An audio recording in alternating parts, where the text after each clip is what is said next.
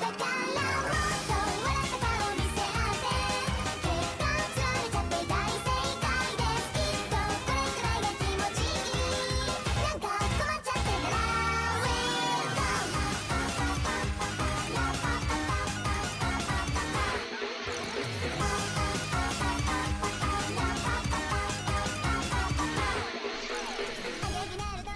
it going, everyone? My name is Jamal Socorro. My name is Duran Gaddis. And we are the Wannabe Boo Podcast, bringing you the latest and greatest anime news, reviews, and waifus for lifu. Today we're going to start off with the Crunchyroll Anime Awards, which we should have probably brought up last week because we're sort of late to the game right now with this. Well, I mean, we're starting a new podcast, so I mean, we can't, hit every single subject there is in the universe. Otherwise, we might as well be sitting here forever. True. But it's definitely newsworthy for these couple months. It's only been 1 month. It's already February. Well, it's the voting started January, almost beginning January. Was it right? beginning? I thought it started December. Because this is for 2017. Yeah, it's for 2017, but you would start voting within January because it's already a recap of the whole year. Yeah, but you could start at the end of December, somewhere in December. The year's basically over then. I guess, but they want to make sure everything's finished, and then and then you can have the new season start and recap on what happened the past year. But everything's not finished though. Such as the hell's not finished? Black Clover hasn't found hasn't been canceled yet. Oh, that's true. Crayon Shin-chan still going. Alright, so John, you've looked at this more than I have. How are you liking the roster so far as the lists go? Because Crunchyroll did something completely different than what they did in the 2016 awards. Yeah, they're listening to everyone else now. No, not just that. Crunchyroll did not have any part of these lists. They actually handpicked other judges within their community. Really? To congregate together and actually put together a list per category. That's pretty cool. So this is much more of a fair list than what we were offered. The last 2016 awards where Yuri on Ice ended up getting a whole bunch of different awards. Now, granted, people say you didn't like Yuri on Ice because it was about homosexuals and blah blah blah. I'm like, hey, look, I get it. I get it. It's. I recognize that it's a good show. It has great art, oh god, that opening is good. Oh yeah. But it was good, but it wasn't that good. The show or the show? Oh, yeah. I mean, most shows, it had its flaws and all that. It had its flaws, but there were some that were definitely more deserving. Right, definitely. But we're here to talk about last year's awards, not 2016. Exactly. We can rant about that on the side show called the... We're not having a side show. No, we're not. At least not yet. Well, hopefully. Maybe I'll supersede and become more popular. So what's open right now as far as awards? As of right, well, first let me say how they from what it looks like, the way that they're structuring this. So the Anime Awards are being hosted by Crunchyroll. If you didn't know, you can go to the animeawards.com where you'll be able to vote, and you don't need to sign up or anything. I think they track your IP to do votes or whatever. I'm not really sure. But once you go to the website, you can look at everything on there. It has an about at the very bottom, but it has all its sections and everything that can be voted on. Not open to you, but they're there. Now you can't vote on everything because from what it seems like is they close certain things as time goes on. Last week they had things like best opening, ending, best manga, best CGI, best score, and best animation open. But now, and I think they also have best girl and best boy, which I'm upset that we didn't get to talk. Well, I guess we'll get to talk about it, but we won't really get to vote on it today. Nope. But what they do have open right now for you to vote on is best action, best drama, Best Comedy, Best Slice of Life, and Best Continuing Series.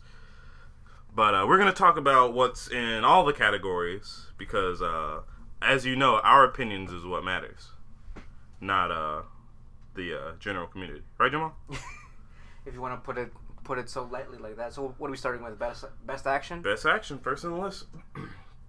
Well, it's not surprising that My Hero is on this. I mean, it's really not. It's pretty good. Being caught up with the manga and whatnot, it's pretty darn good. Land Illustrious. That's a good one. Battle Blockade Season 2. Mobile Suit Gundam Iron-Blooded Orphan Season 2. Attack on Titan Season 2. And Fate Apocrypha. All are pretty good contenders. Best Action. Personally, I haven't seen Battle Blockade, Mobile Suit, or Fate Apocrypha, unfortunately. I heard a lot of people had problems with Fate Apocrypha because there's too many characters to follow. Oh, that's true. I mean, you've got like 16 servants plus like 16 different masters.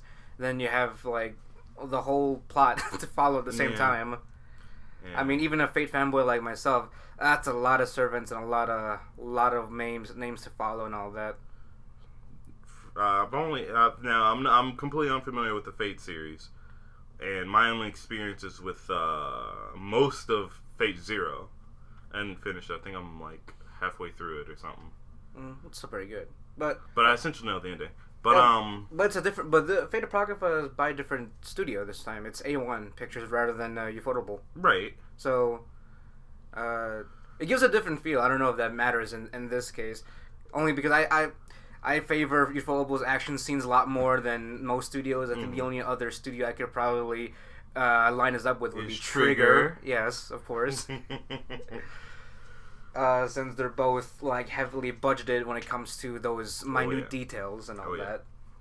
Well, I mean, to be honest, I feel like Attack on Titan might just be like a pick for this specific category just because of name, the name of it, and also, best action, and some people can like define action as like just a lot of either, I wouldn't say gore, but like just a lot of action scenes. That's to true. Put it lightly. Well, if we're going with just pure action scenes, My Hero Academia Season 2 was all about their tournament arc. That's true. There was a lot going on. There was a lot of action going on during this season. So between those, I feel like they'd be between those two. Well, I mean, we can't. Again, I haven't. So my opinion, my opinion personally is a little skewed because I haven't seen most of what's on here. I don't know how Mobile Suit this season went. Oh, it was great. It was great. IBO Season 2 was really great too. I mean, I don't know what else to say about it. It was a really good season. Good way to end Iron-Blooded Orphans. Really. Oh, so it's done. Yeah, it was only 2 seasons. Ending was bittersweet, but for what it was going for, it worked. Mm-hmm. It worked for what it was trying to go for as the overall message. And then I didn't even watch the first season of Iron-Blooded Orphan, or not Iron-Blood, Battle Blockade. Mm. So I don't really know. From the first couple episodes of that, I know that it's pretty actiony, but I don't know the extent of it. So I guess I can't fairly vote on that. But who says we're fair? Also, Land of Lustrous was pretty actiony. Yeah. Not as actiony as I would like it to have been, but its action scenes were top notch. Oh yeah. But I say I'd probably give it to My Hero. My Hero. It's almost as if they predicted, like, hey, there's going to be an awards and we're going to be nominated for Best Action Tournament Arc. Right, exactly. So that's what I'm going with because it filled out exactly what it was. And then Attack on Titan Season 2 wasn't. It wasn't as actiony as like the first run of it, but a lot did happen. I mean, a lot did happen. Still happened in Season 2, So I mean, I have to give it that. So I'll agree with you. Either mine's right now between My Hero and Attack on Titan Season 2, but leaning more. Me personally, I think I'm leaning more towards My Hero just because. If people haven't forgotten about Attack on Titan, it would probably be My Hero just because they were very consistent when it came to coming out with a series. Exactly. Yeah, it's kind of unfortunate for Attack on Titan, and to those that are reading the manga, I need to, but from what I hear about the manga, it's just there's a whole bunch of stuff going on that just doesn't make sense. Oh yeah, Martel can fill you in can fill you in like 15 minutes. Yeah, like I don't know. I haven't read that far to the manga yet. Like I remember stopping at a certain point because I caught up, and then I stopped just so I can let it go on for a bit. But it's been like a couple of years, so it's hard to keep up. Oh yeah, definitely. But I don't know. I'm kind of because season 3 is coming out next season, I think. No, isn't no summer. Yeah, it's summer 2018. If I last remember looking up on my anime list. But yeah, so it's coming out soon. Yeah. But because they have that new visual art for it already out, like this. The trailer? No, just the art, just the cover art for season 3. Okay. They already have that out. It has Levi and some other gentleman that I do not know since I haven't read the manga. Yeah, it's summer. I've actually heard since I didn't read that far and into the manga, but I hear that this arc that they're gonna go for next, it'll be tricky because of the themes it kind of goes for in this next arc. What do you mean? Like I mean, Attack on Titan has always been violent, right? Right. Towards like Titans and all that. Right, exactly. But this arc, there's more violence. I guess there's more violence towards humans, and so there's a lot more. There's going to be a lot of, confrontation between humans. It's just from looking at the cover art. So, I'm kind of wondering. How they're going to go about directing this. Well, I feel like so. I mean, I have no experience in the anime industry other than watching the content. Right. But I feel like as a viewer, I'd be cheated if they censored it. Or limited certain things. Right. I mean, I get from a little bit of their standpoint that, they have to jump through certain, legal hurdles and censorship hurdles. But like, I feel like any fan of the show already knows that Attack on Titan's pretty. I think it's more of the fan base. I mean, have you ever seen Berserk? That jumps through a lot of hurdles. Well, and yeah, I don't. I think it was more just a suited audience. Well, even some of the bits of Garden of Sinners. That's by right. That's another by Ufotable. Oh no! Well, it was anime by Ufotable, but it's the name just escaped me. The people that made Type Moon. Type Moon. Yeah, Type Moon. People that made the Fate series. Yeah. I think it's more of just like how the fan base will take it. But then again, if people read the manga, they already know. Yeah, exactly. And they'll feel cheated anyway because people that read the manga and see the anime are like, they left this out. They do. Animators do their best. They can't get everything. It costs too much. And they don't get paid enough. Okay. That's why they want you to pay for their stuff. Stop streaming it illegally. You know who I'm talking about. But anyway, what was I saying? Well, for this category anyway, I say My Hero Academia wins because this arc that is being judged specifically was meant to be super actiony. Yeah. So let's check the next category. The next category is Best Drama. Oh, I think I already know I see one already that I think you'd favor. Oh yeah, there's definitely one I'd already favor. But going through the list, there's Descending Stories Showa Genroku Rakugo Shinju Season 2. No idea what that is. Well, okay, I've heard a little bit about it. It's if you've ever seen an anime or heard, you probably saw it in an anime. Who am I kidding? It's a storytelling form called Rakugo, where people go essentially to the theater to watch people tell, stories in the comedic fashion. I think it's supposed to be comedic. So like a stand-up? It's kind of like stand-up, except it's more traditional, I guess.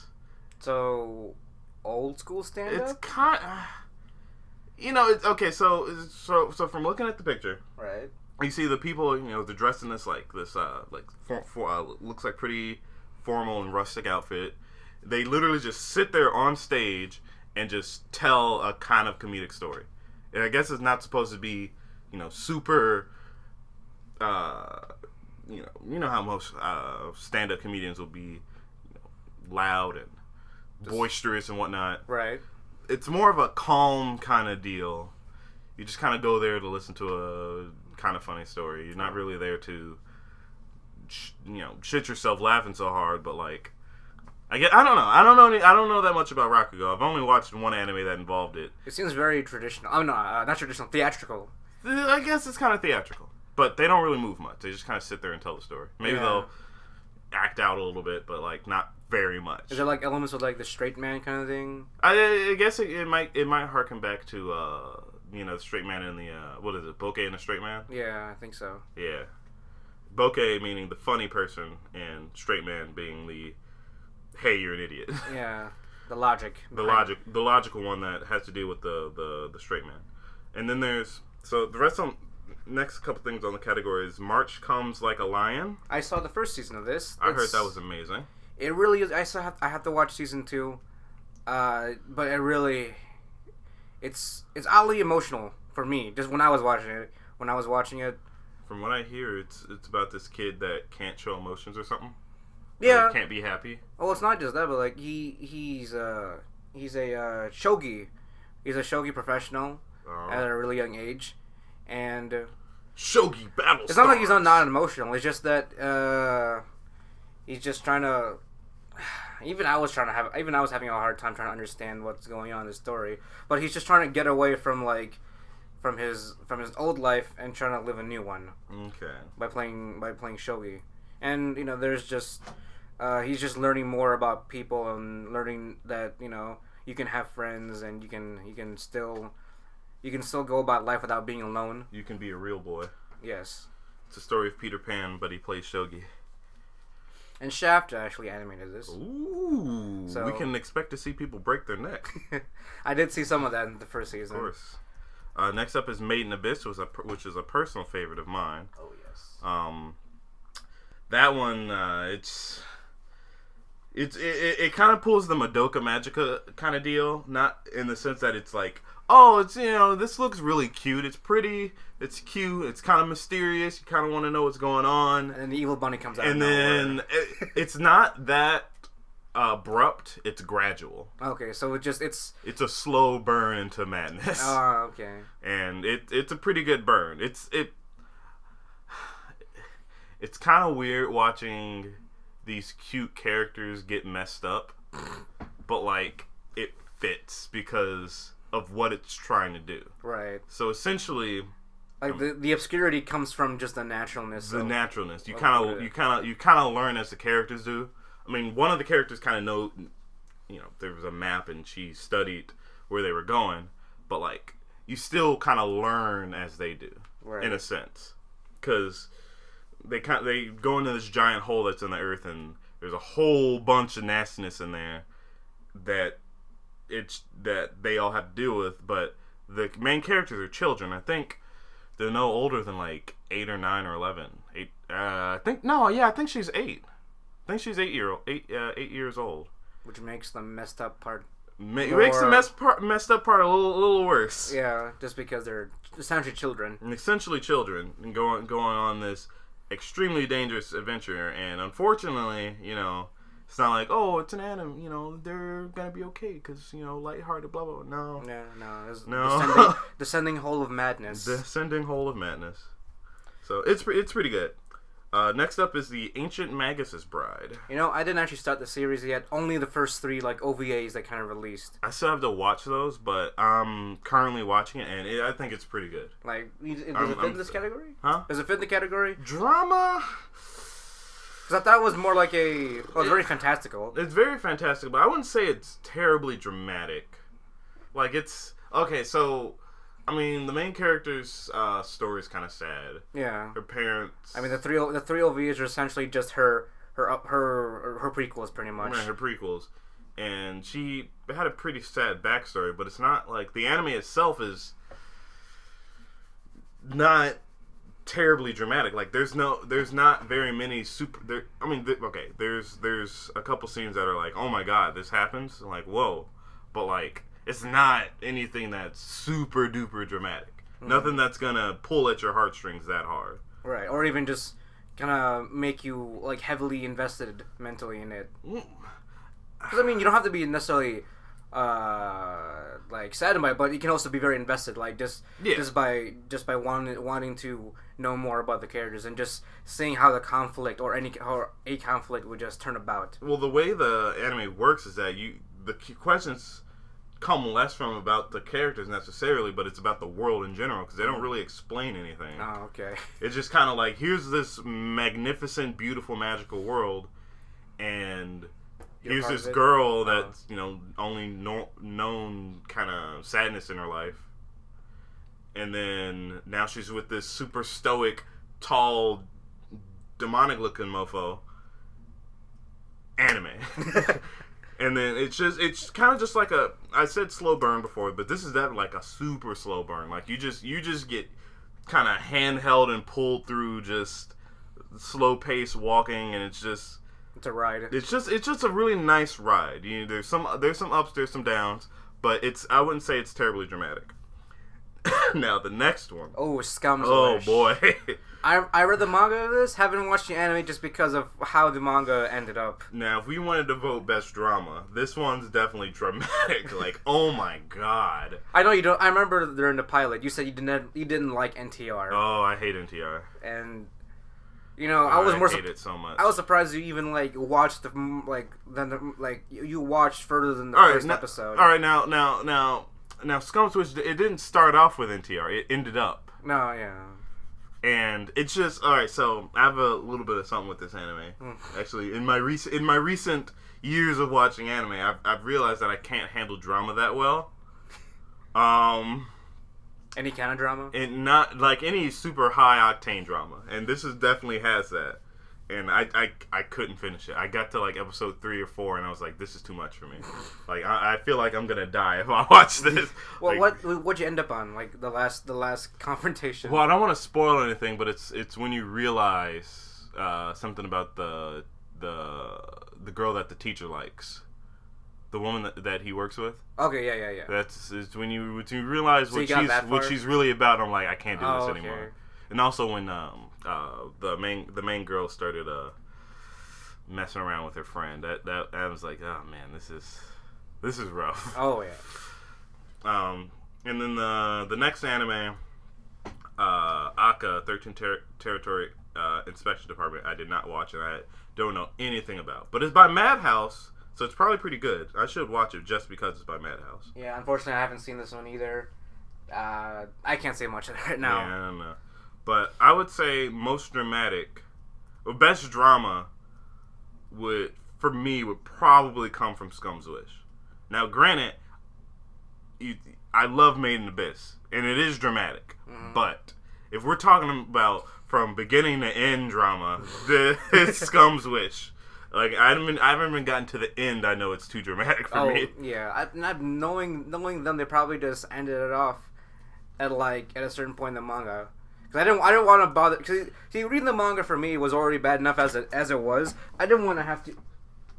Drop my pen. I didn't want to have to rewatch the trauma again for me. I mean, granted though, I like this kind of heavily drama stuff, but I don't like seeing the same kind of like. It hurts. The same progression the main character went through that I already read through, and.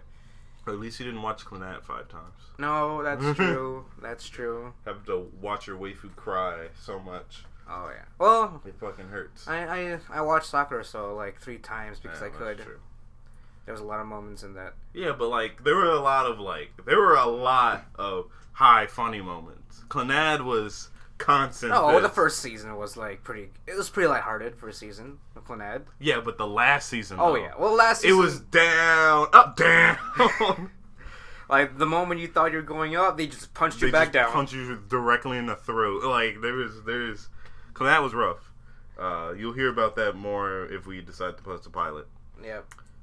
Best comedy is our next section. Best comedy. Let me jump to that real quick. Not a bad list so far. So we got Dragon Maid. Wow. We got Mr. Omatsu Season 2. We got Little Witch Academia, Kono Suba Season 2, Gamers, and Sure Dure Children. I'm not so sure why Sudere. It was pretty funny. Yeah. Mostly towards romance though, like romantic. I mean, it was rom-com. It was a series of rom-coms. Yeah. And you know, I don't think that would have my vote for best comedy specifically because it wasn't like. It wasn't solely like. It wasn't super funny. It was maybe Gamer. I really like Gamers. Gamers was good, but I would say Konosuba. But let's take a quick deeper look in everything on this. All right. So Dragon Maid. Boy, I love this show so much. I was really. I was invested. Yeah, me too. It was really cute. I mean, to be honest, I actually hesitated in watching Dragon Maid for like the first couple weeks. Why? It's so good. No, because it's so good. I know. I ended up watching it, but for some reason, I couldn't put like dragons, and I don't know. It just wasn't there for me. But then I watched the first episode, and then that got me. It's a weird concept, but because it's weird, I was like, I gotta jump into this. This looks kooky. Yeah, I mean, my coworker ended up having recommended to me like heavily. I'm like, all right, you know what? I'll watch it. Loved it. I binged through like however many episodes that came out during the time, probably like 5. By the way, if you guys don't know, this was definitely one of the most memed animes. Oh yeah, this was anime meme, like the start of the anime meme in 2017. That's true. That was because this was a winter anime. Was it winter? I believe so. Oh man, it was one of the very first. Well, yeah, it's a lighthearted, cute one. Oh yeah. And I didn't know that it was Kiddo Annie that did this. Yeah. Like I found out like a few weeks after it ended that Kiddo Annie animated Dragon Maid. I'm like, wait, what? Like the last thing I ever watched anything from Kyoto Annie was probably Free actually, and it's so... Insert my head shaking. What? War Thunder, go away. And I wasn't expecting like this colorful palette of just like cuteness. It's from like every angle. Extremely adorable. I could not.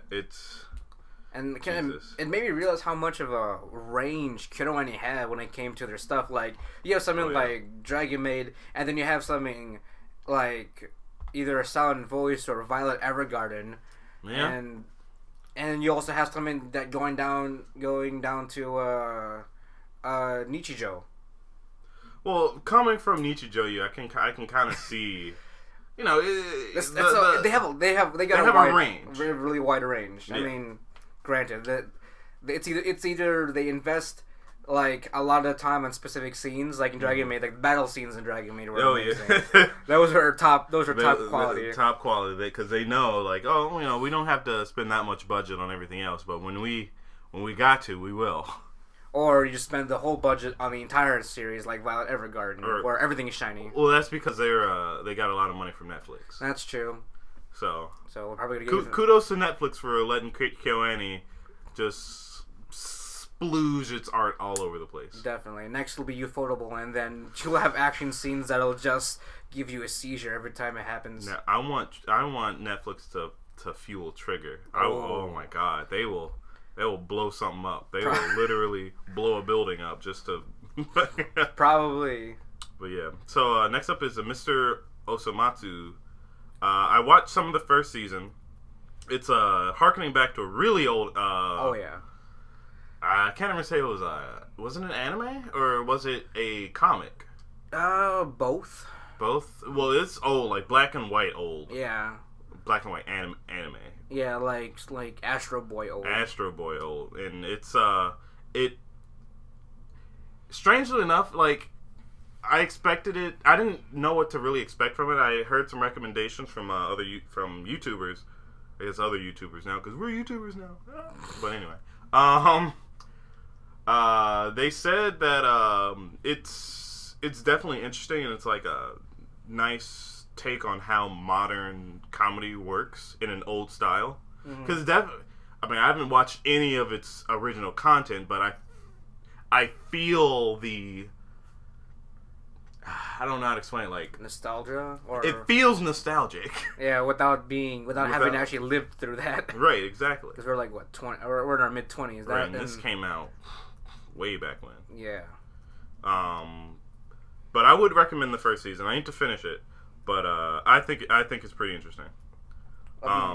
Then there's Little Witch Academia by Trigger. Is that a comedy? Yeah, I mean, think of it, a lot of the episodes were kind of goofy. Yeah, that's true. That's true. Especially the one where Susie fell asleep, and the main character had to travel into her mind to wake her up, I guess. That one was hilarious to me. But I think out of all this, I feel like it's kind of what's one of those which one made you laugh the most, and just like you just not just like laughing out loud, but just you just constantly wanted to just chuckle or just you had those small moments of just it puts a stupid smile on your face. Exactly, you exhaled more in certain parts than others. Unfortunately, Little Witch Academia would not be that one for me because while it was great, it wasn't. Like it's because its main focus wasn't comedy. Right. It's not going to win best comedy. Right. It was it was enjoyable. It was definitely enjoyable. Like I recommend it to anyone, but it's pretty good. Next up is Konosuba. Now this is my pick for this category because Konosuba is nothing but funny. It's true. It's it's a failed attempt at what it's okay. Well, it takes what is it? The Sekai drama? Not drama. Sekai idea. You get transported to another world and you have adventures there. It just turns it over and like, no, we sent a piece of shit there. It's the failed attempt of that. Yeah. But it's because of what happens. It's hilarious. It's so good. Like imagine like you know it's kind of video game setting. It's not a video game they get transported to, but video game setting. You know, or I guess an MMO. You get transported to the starting world, but you never leave, and all your adventures stay there. Right. And it's just a bunch of goofy nonsense as you try to get rich or try to kill the evil boss without actually doing anything. Exactly. I mean, even up to like the second season, progression is very, very slow on their part. They haven't progressed. I mean, they got rich, became poor, and got rich again. There's the progression. All in the first town. All in the first town. But yeah, I definitely say Konosuba is all great fun. Is a show to watch. I think it's absolutely hilarious, and the characters have such good chemistry with each other. I think it's also because like the voice acting, like they do a really. Actually, no. It's someone I'm confusing who the voice actor is for Kazuma. But I love his work. I love what he's doing with Kazuma and all that. Even Aqua to a certain extent. Yeah, I mean they're all good. Oh yeah. I mean, my favorite voice actress is Darkness Ai Kaino, which took me by surprise some months ago. Because she's the voice actor of your waifu. Yes, it is. I can recognize her voice in a lot of stuff. Yeah. But yeah, it's Darkness is definitely my favorite character from Konosuba. It's because she's a masochist. It's because she's goofy with it. Like it's stupid. Like it's so stupid. Also, I may or may not have thing for characters with big boobs, but that's beside the point. She's still my favorite character. Screw you all. Next anime. Gamers. I thought this was more so in the romance part, but it was also. It was pretty fun. It was funny. This is also like they dedicated like maybe 3 episodes to just gaming, and the rest of it was just the convoluted misunderstandings. This is the way I picture gamers. So it was like it's this airplane that it was flying pretty well, and then it got hit by this really derpy looking bird, and then the bird got tangled up in somehow all the engines. And the pilot was like, "All right, we're gonna drive this in. We're gonna land somewhere, hopefully safely." And then the pilot elbows him in the temple, and then he just takes a jerk turn. So it starts spiraling, but it's not nosediving, but it's starting to, and it's just spiraling, constantly going down till it's full nosedive, about to hit the ground. And then another plane hits it. That's how convoluted these misunderstandings get. Like half the anime is just it's just all this stuff just getting mixed up, and then it gets resolved, and then it gets mixed up all over again. Oh yeah. And then last is Tsuruduri Children, which I is loved. Oh my god. Which is really good. I mean, the manga is also great. I read it. I originally read it from the manga. Mm-hmm. Great. It was great stuff. So excited when the anime came out. I hope they do more. I thoroughly enjoyed it. It's about It's essentially a bunch of mini love stories. About 4 couples, I think. 4 couples. Yeah. I think maybe a couple more, but they're more side, I guess. I don't know, but it's fun. I can't remember if they got to her, but there's a character I love in this series, at least from the manga, where she can't speak Japanese. She's a foreigner. Oh yeah, they definitely didn't get to any characters like that. Oh okay, so like one of the lines that she always loves using is that "Do you sushi me?" Do you sushi me? Because she's confusing the word suki and sushi, and she's always asking people that have that she's always asking these couples like, "Do you sushi that person?" Yeah. And yes, yes, I do sushi this person. And then she gets mad like, "Why do you sushi that person?" Because then she asks about like actual sushi, not suki. It's very confusing, but it's adorable at the same time. Because she looks confused, furious, but also very curious at the same time. It's an endearing quality that I do like about it. I'll have to watch read the manga then, because I haven't. They didn't get to that character in the anime, but it's a good watch. It's really cute. It's so adorable. Oh yeah. But I wouldn't really say it was top in comedy. No, more so in romance. Yeah. But we didn't make the list. Right. But it's a good list nonetheless. So. Right. Exactly. But again, my vote is for Konosuba. I'd probably say Konosuba also. That's a good pick. Now, next up is Best Slice of Life. Ooh. On here we have Recovery of an MMO Junkie. Great. That was good. Tsuki ga Kire. There we go. We got it in the first try, too. Girls Last Tour. Oh, that's a good one. Kimono and Friends. Now, hold on. That doesn't count. Technically. That does not count. It's Slice of Life. It's not. No, it's not. Technically. Whose life is this slicing? Those characters. That doesn't count. It's a slice of life. It doesn't have to be an actual, like... I get it doesn't have to be... It doesn't have to be realistic. Girls Last Tour isn't realistic. Well, it's not... I guess it is realistic, but it's not like that realistic. Kimono and Friends is completely left field. It's still there though. It's about a girl going to a safari where all the animals are other girls, like little girls in that animal world. Outfits. That's a slice of their life. And I can guess, but like I don't think that really counts when you say slice of life. Most people think of, it's about how this person lives this life. Yeah, exactly. She doesn't live. Yeah, it's exactly how you put it. It's exactly how. Is it how that works? Is it though? In that world, it does. Okay. All right. They all have their own respected world. Anyway, next up is Sakura Quest. And then Interviews with Monster Girls. Oh man, that was also another good one. I completely forgot about Monster Girls. That one was good. You never forget about Monster Girls, Jamal. No, they are the new blight on our community, and it's beautiful. Yeah, it is. It is really. Because of Mon Musume, I accidentally fell in love with Monster Girls. Now, I'm not claiming any Monster Girls as my waifu because there's some complications with having half monster and half humanoid. Yeah, but it's so interesting. It's because it's new, I guess. I don't know. You just want to like get it's curiosity, right? It's curious. It's like, what if? Yeah, exactly. You explore the unexplored. Exactly. That's what drives you. But yeah, let's hit these. So, Recovery and MMO Junkie. That's a pretty good slice of life in the sense that it tells the story of you that sits on their ass all day and plays video games. And me. I don't think you should be talking, Jerron. Probably not. You're the one who's the one playing Monster Hunter World for the past 48 hours. I haven't stopped playing that game. This is probably the only time you've stopped playing, right? Yeah. Well, I mean, I did other stuff. I didn't. I did other important stuff. I didn't do anything else. But no, I certainly understand. It's essentially about this 30-year-old woman that quit her job to become a NEET. If you don't know what a NEET is, it means not educated, employed, or in any kind of training. Yeah.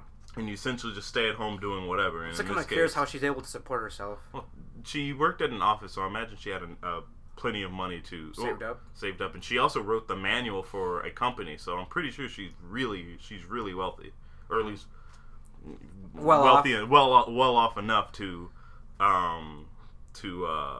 support her new lifestyle. Yeah. It's really cute though. I like this anime. It's pretty cute. And the opening was actually really good. The opening was a copy the first time I watched it. I don't remember the opening. I don't think I watched it enough. That's fine. I'm of the habit to skip openings. Now, torch and flame me if you want. I usually don't skip openings or endings that I really like. I will watch them the first 2 or 3 times, and then always the last time. But if they don't catch my eye, then it's kind of whatever to me. Yeah, there's only a few that have really sat through the whole, and this is one of the few actually that I sat through the opening in every episode every week. So one of the few. Suki ga Kirei, one of my personal favorites. I haven't watched it, but I did hear a lot about it. I hear it's a really good take on romance because it doesn't. Not just romance, adolescent romance. Adolescent romance. They're in middle school. So this is a young love. It's kind of like, from what I hear, it's kind of like It takes a more realistic approach. It doesn't do you know how some romance animes are where they're just kind of ridiculous. This one's more natural. Yeah, it's slow paced, but it doesn't drag. It's more relatable, if anything. Because it's awkward. Yeah, there are a lot of moments in every episode where it's just complete silence, but you see what the characters are doing, and it's relatable, and you understand why sometimes it's nothing, no one just speaks, because it's either awkward or you're just enjoying the moment you have with each other, you know. Even the small little quirks, the main character sometimes when he gets happy or excited, he'll start boxing with this little light fixture string thing, and the other girl, she'll play with her little stuffed toy when she's a little nervous or something like that. You know, it's small details like that you pick up on, and then it's one giant poem, really. That's an interesting way to describe it. Yeah. But I can appreciate that. I should probably watch it. I mean, just because it's because of the way it uniquely does its love story. I mean, even the title of it, Suki ga Kirei. That's the I think it's famous. The one phrase that translates to "the moon is beautiful." Jamal. We're not Japanese. We're weeaboos. We don't know Japanese. We pretend to know. That's what we pretend to know. No, it says right there. It's even the subtext right there. So is the moon so beautiful. Yeah. That's a sneaky. That Suki ga Kirei is a sneaky way of saying I love you by saying the moon is beautiful instead. That's what happened with. I do remember hearing that somewhere. Yeah, Suki ga Kirei. That's It was a poet. Either a poet or a writer. I wasn't referring to the poet or writer. I heard this. I heard the phrase. The moon's beautiful in reference to a girl in some other anime. I just don't remember where. Right, but it came from either a poet or a writer in Japan that made a comment that the way they normally say "I love you" isn't as romantic as he thought it'd be. So he decided to come up with his own phrase, and that was it. Suki ga Kirei. By not saying it directly, but it's almost like an indirect way of saying "I love you" by kind of not saying it all, but. It's poetic in a sense. It's supposed to be poetic. How to date a middle school girl 101. Well, if our listeners are of that age, there you go. Let's hope only of that age that are taking that advice. Pretty good. Girls' Last Tour. Girls' Last Tour. Now this was an interesting one. Now the way this one does slice of life, as I explained before, and I guess Kimono and Friends wants to count whatever. But it shows the life of these two girls that are essentially trying to survive in a post-apocalyptic world. I say post because apparently, there was a civilization, and that one died, and then their civilization went to war. Started building upon what the previous made, and then they went to war, and then now these girls are essentially driving around in their little tank bike, trying to survive as long as they can, and it's just kind of this slow-paced, philosophical kind of deal, because these girls. So the ancient society was essentially our world, our time, because like there's there's videos and clips and stuff of our lives that they see, but they don't know anything about like religion. They don't understand anything about they don't know what certain flavors are, like cheese, chocolate, sugar, none of that. But as they kind of explore this desolate world, they essentially come up with their own ideas and theories about how we lived and why we did the things that we did, based on whatever ancient artifacts that they find. And it's pretty interesting the way I guess an outsider would look at the way we do things if they didn't have any idea of what we do. True. So I'd say it's pretty good. I'd say it's an interesting interesting take on the slice of life genre. And then speaking of interesting tastes, I haven't watched Kimono and Friends. I have a slight connection because of Grape Coon. Don't we all have that connection? May God rest his soul. Oh yeah. But that's as far as I know. That's as far as I am with Kimono. Yeah, I'll be honest too. I didn't watch Kimono no Friends either, but it's about as slice lifey as it gets. I mean, from what I know about it. I thought it was gonna be like the girl of the day. This is what these girls do. That's what those do. If they fit that in some sort of slice of life, I guess. I mean, it's a slice of their life, is it not? Yes, but it's not gonna get my vote. Unfortunately. True. Sakura Quest. Sakura Quest is an interesting. I guess. Did you watch it? I watched most of it. I didn't finish it, but it's a really cool take on how anime is made. No, that's not. No. Oh no, I'm confusing with something else. You're thinking of something else. Oh. Sakura Quest essentially takes the cute girls doing cute things and goes, cute women work. Yeah. It's literally like it's a PA Works anime. It's essentially this girl goes to this town, and she's hired as this kind of marketing for the town to get tourism up in the town so that more wealth flows through it. And it's up to her and these people and these other girls that she meets to deal with the townsfolk and figure out ways to boost this this village's popularity. And it doesn't go as far as like, we're gonna we're all gonna be super cute and do whatever and it's just gonna work out. No, it's more like you have to get down to the brass tacks and figure this stuff out, and that it goes through those kind of steps. And I really appreciate how they do it. They take a realistic approach on how to do these things, or at least I guess an earnest realistic approach. And I'd say it came over pretty well. I mean, some of the things were a little ridiculous, but I mean, I don't know how small towns in Japan work. I mean, they're really small, especially with the whole declining population thing. Yeah, but it was an interesting one. Next up is Interview with Monster Girls, and I absolutely love this anime because I got a fascination with monster girls. Yeah, I mean it was good regardless. But I just I got really invested in this anime. Not necessarily because of the main three girls, but because of the succubus teacher. Yeah, I really want her to get in a relationship with the main character, but with the teacher, they keep dancing around it, and it makes me sad. That's because that guy has that man has the will of iron. Does he though? I mean, he can. It's not so much that he resists; he just kind of tries. He does his damnness of course he does. Resist. He's only slipped up a couple of times, but that's a lot of willpower. Yeah, especially the amount of exposure he's gotten. That's true. Like, man, see, if I ever try to resist that, I'd probably just faint. I'd probably faint from the resistance. I mean, you just have to walk away.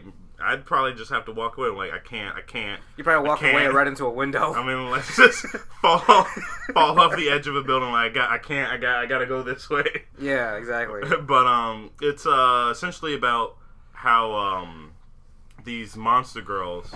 I guess they're not super monsters. One's a vampire, sort of. Or she is. She is a vampire. But she's not she's not the traditional vampire where I burn in the sun or I hate garlic or anything. She's a vampire in that she can drink blood. Yeah. And she does, but she doesn't not from people. But I think it's blood packs. Yeah, blood packs. Blood packs. She doesn't. She likes to nibble on people, but she doesn't bite anyone. Yeah. And she essentially. She's just not good in the sunlight. And like she can be outside and fine, but she has fair skin. Yeah. And she'll burn up easily. One's a snow woman who, when she gets really nervous, creates like a cold chill around her, but it's never anything like, oh, God, I'm gonna freeze to death. Right, exactly. And then there's a Doulahan girl who his head isn't attached to her body. And then there's a succubus teacher who really wants to have a normal life. Yeah. But because she's a succubus, she gives off this super sexual pheromone that attracts people. Mm-hmm. And if she slips up at any moment, it could just naturally come out. Right. And any other person on the opposite sex will catch that. Sex. Or same sex will catch that. Yeah. And the main character's essentially a regular guy, but he's in college. He studied these legends and monster girls, and he's taken this opportunity to help them through school and cope with, because every other student it's human. It's human. Yeah. So he's helping them cope with them, helping them make friends and stuff like that, and it's pretty lighthearted. It's really nice, and I thoroughly enjoyed it. Mm-hmm. It was great. As for the best slice of life. I don't really. This one's actually kind of difficult. Yeah, this one's tough. I don't really want to just go with what I like, and I'm kind of pretty. I mean, isn't that what it? I mean, it is. Isn't that what it is? I kind of want to give it to what really deserves it. What deserves it? And I kind of want to say it would be the one that most lifey, like the one where it's like you could see this happening. It's like it's very everyday. It's very everyday. And I think Tsukigakure, just from how people talk about it, feels the most realistic and slice of lifey. But I would say if I didn't choose that one, which I am, it would be Girls Last Tour because of how realistic that is. It's like realism in a fake situation. Right. Where I could see that this is how all that would play out, and this is how it would affect them, and how they have to live their life from now on. That's true. And it's really nice. Me personally, I think I'd probably go with Monster Girls. Yeah. Yeah. It's because it's very everyday. Yeah. Very typical. Right. I mean, I would have chosen Tsukigakure, but only because I didn't. Is because it's more so on the romance part. Mm-hmm. I mean, the title literally is supposed to go towards the romance part of it and love and all that. So as far as slice of life goes, I'd probably give it to Monster Girls just because it essentially just showed the everyday lives of all those characters. Right. And I mean, it certainly was nice, but there it is. Our first difference in choice. Now, who's gonna win in the next fight? Place your bets now, and you will see the victor in the next podcast. But because they won't be there, because they'll be dead. It's a tie. It'll be I mean, I don't think you can have a tie in a death match unless you both die. But no one wins then. Don't they though? The crowd wins. Yeah, true. Best continuing series. Best continuing series is March Like a Lion, which we previously talked about. Mobile Suit Gundam, Iron Blooded Orphans, Dragon Ball Super, case closed. God, that is still going. Wow. All Out and Naruto Shippuden. Now, I can't personally say anything about March Comes in Like a Lion or Mobile Suit Gundam because I haven't seen them. We did talk about them, and like I said, both are season 2, or I think March Comes Like a Lion is 24 episodes. Yeah. So that's why that one's continuing. Both are good, but Dragon Ball Super is as most probably know, Dragon Ball had to kind of retcon back to just after the Buu saga because no one liked GT. Was it Akira Toriyama wasn't involved with GT? I think it was. Yeah, I know GT was supposed to be a non-existent project. I liked it. I liked it too because it was interesting and it kind of harkened back to Dragon Ball because Goku was younger and there was a new worlds to explore. Yeah, and they had new Dragon Balls as well. The Black Star Dragon Balls. Whole new set of ideas. Yeah. So I really liked that. And I love the Super Saiyan 4 transformations. And I have some problems with the ones in Dragon Ball Super. Now, the way Super's going, story-wise, it's fine. What is it? Frieza comes back, has a new form. Fine, they fight it out. They meet a god. I guess they've met gods before. They meet the god of destruction and fight him. Right. Because he was going to destroy Earth, and, that happened. And now they're transitioning their way into a tournament arc between other dimensions. All other dimensions for which dimension's going to last. But my main problem with Dragon Ball Super, I have two main problems. One, I hate the new transformations because they're not interesting. Which one, blue or any of them? Like, okay, Super Saiyan 1, sure, gold hair, fine. Super Saiyan 2 doesn't look any different. Well, there's lightning. There's lightning in Super Saiyan 2. Doesn't matter. That's what I noticed, at least. Ooh, whatever. So a couple more effects. Super Saiyan 3, super long hair. Sure, yeah, you can see the progression. Super Saiyan God, Super Saiyan... Super Saiyan God first. Super Saiyan God, uh-huh. Where he turned red, or I guess he didn't really... His hair turned red. Yeah. Like, right there, I was like, are we just going to do palette swaps? And then he goes Super Saiyan God, Super Saiyan. I'm like, yep, we're just doing palette swaps. Whereas Super Saiyan 4 and GT was like, there's this whole new outfit. He's got like fur and he's got like... He's pretty much half ape. He becomes half ape. And, they're a simian whatever they are supposed to be. Saiyans are monkey people, whatever. Yeah, even his hair was different. It was interesting. It was different. It wasn't just a palette swap. It was cool and it was interesting. This one, Super Saiyan... Or actually, no, they might be going into the time arc next. Yes, yeah. Where there was Goku Black, or whatever, and he made Super Saiyan Rose. Another palette swap, except it was pink. And then the newest one I think is Ultra Instinct. And then the newest one is Ultra Instinct, where no, his other one was Super Saiyan God, Super Saiyan Kaioken. Oh yeah. Where there was red in the aura, and then there was Ultra Instinct, which is nothing. Is literally Goku, but with like a different aura. I'm like, where's the creativity? Where is that at? Like, it's So your problem is just how they progress in power. Yes. My second problem is that it's hard to judge the scale of power. Oh yeah. Now we get that they're all planet busters. We get that. Any of the people on this most of the people on this roster can literally slap the earth and it goes away, because it happens in the first goddamn arc. Frieza comes back, gets beat down. He's like, I'm not going down. Slaps the earth and it goes away. Yeah. Like, so before that, they're flying, punching each other through rocks. I'm like, all right, so they're super powered planet busters, but they can only knock each other about a mile before they get back up. There's no, I'm gonna slap you, you go a whole nother country away, you fly back in an instant, punch, any of that. No, none of that. You don't get any real scale of power.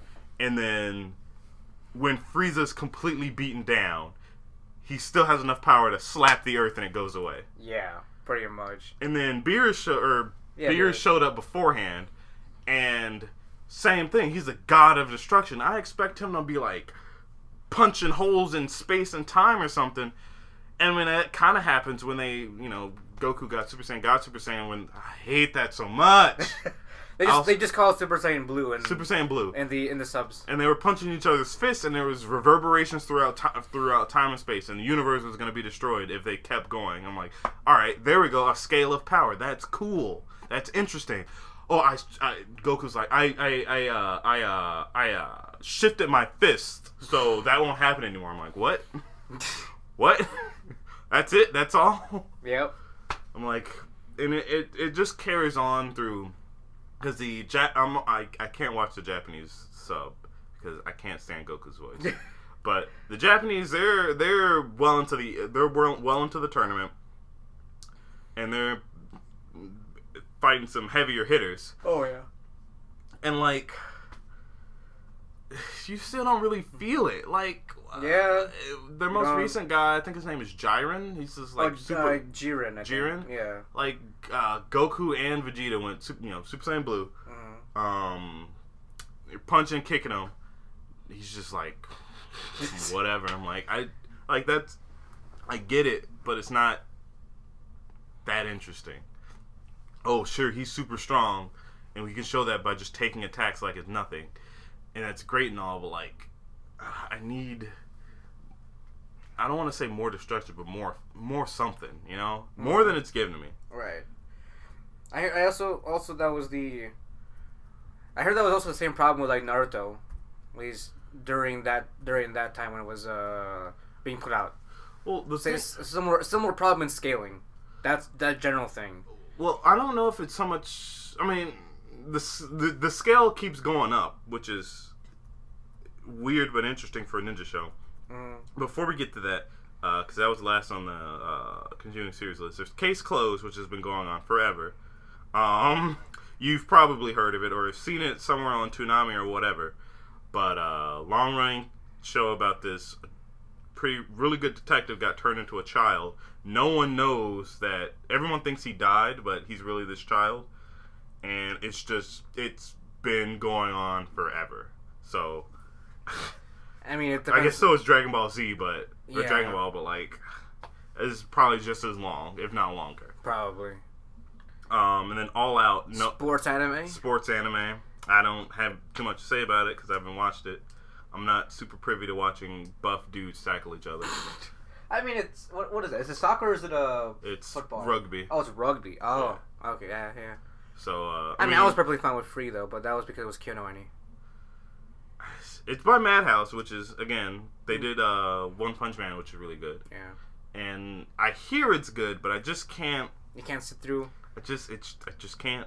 I could, but I don't want to. Would it make a difference if they were like cute girls? It would make a difference. That's why I watched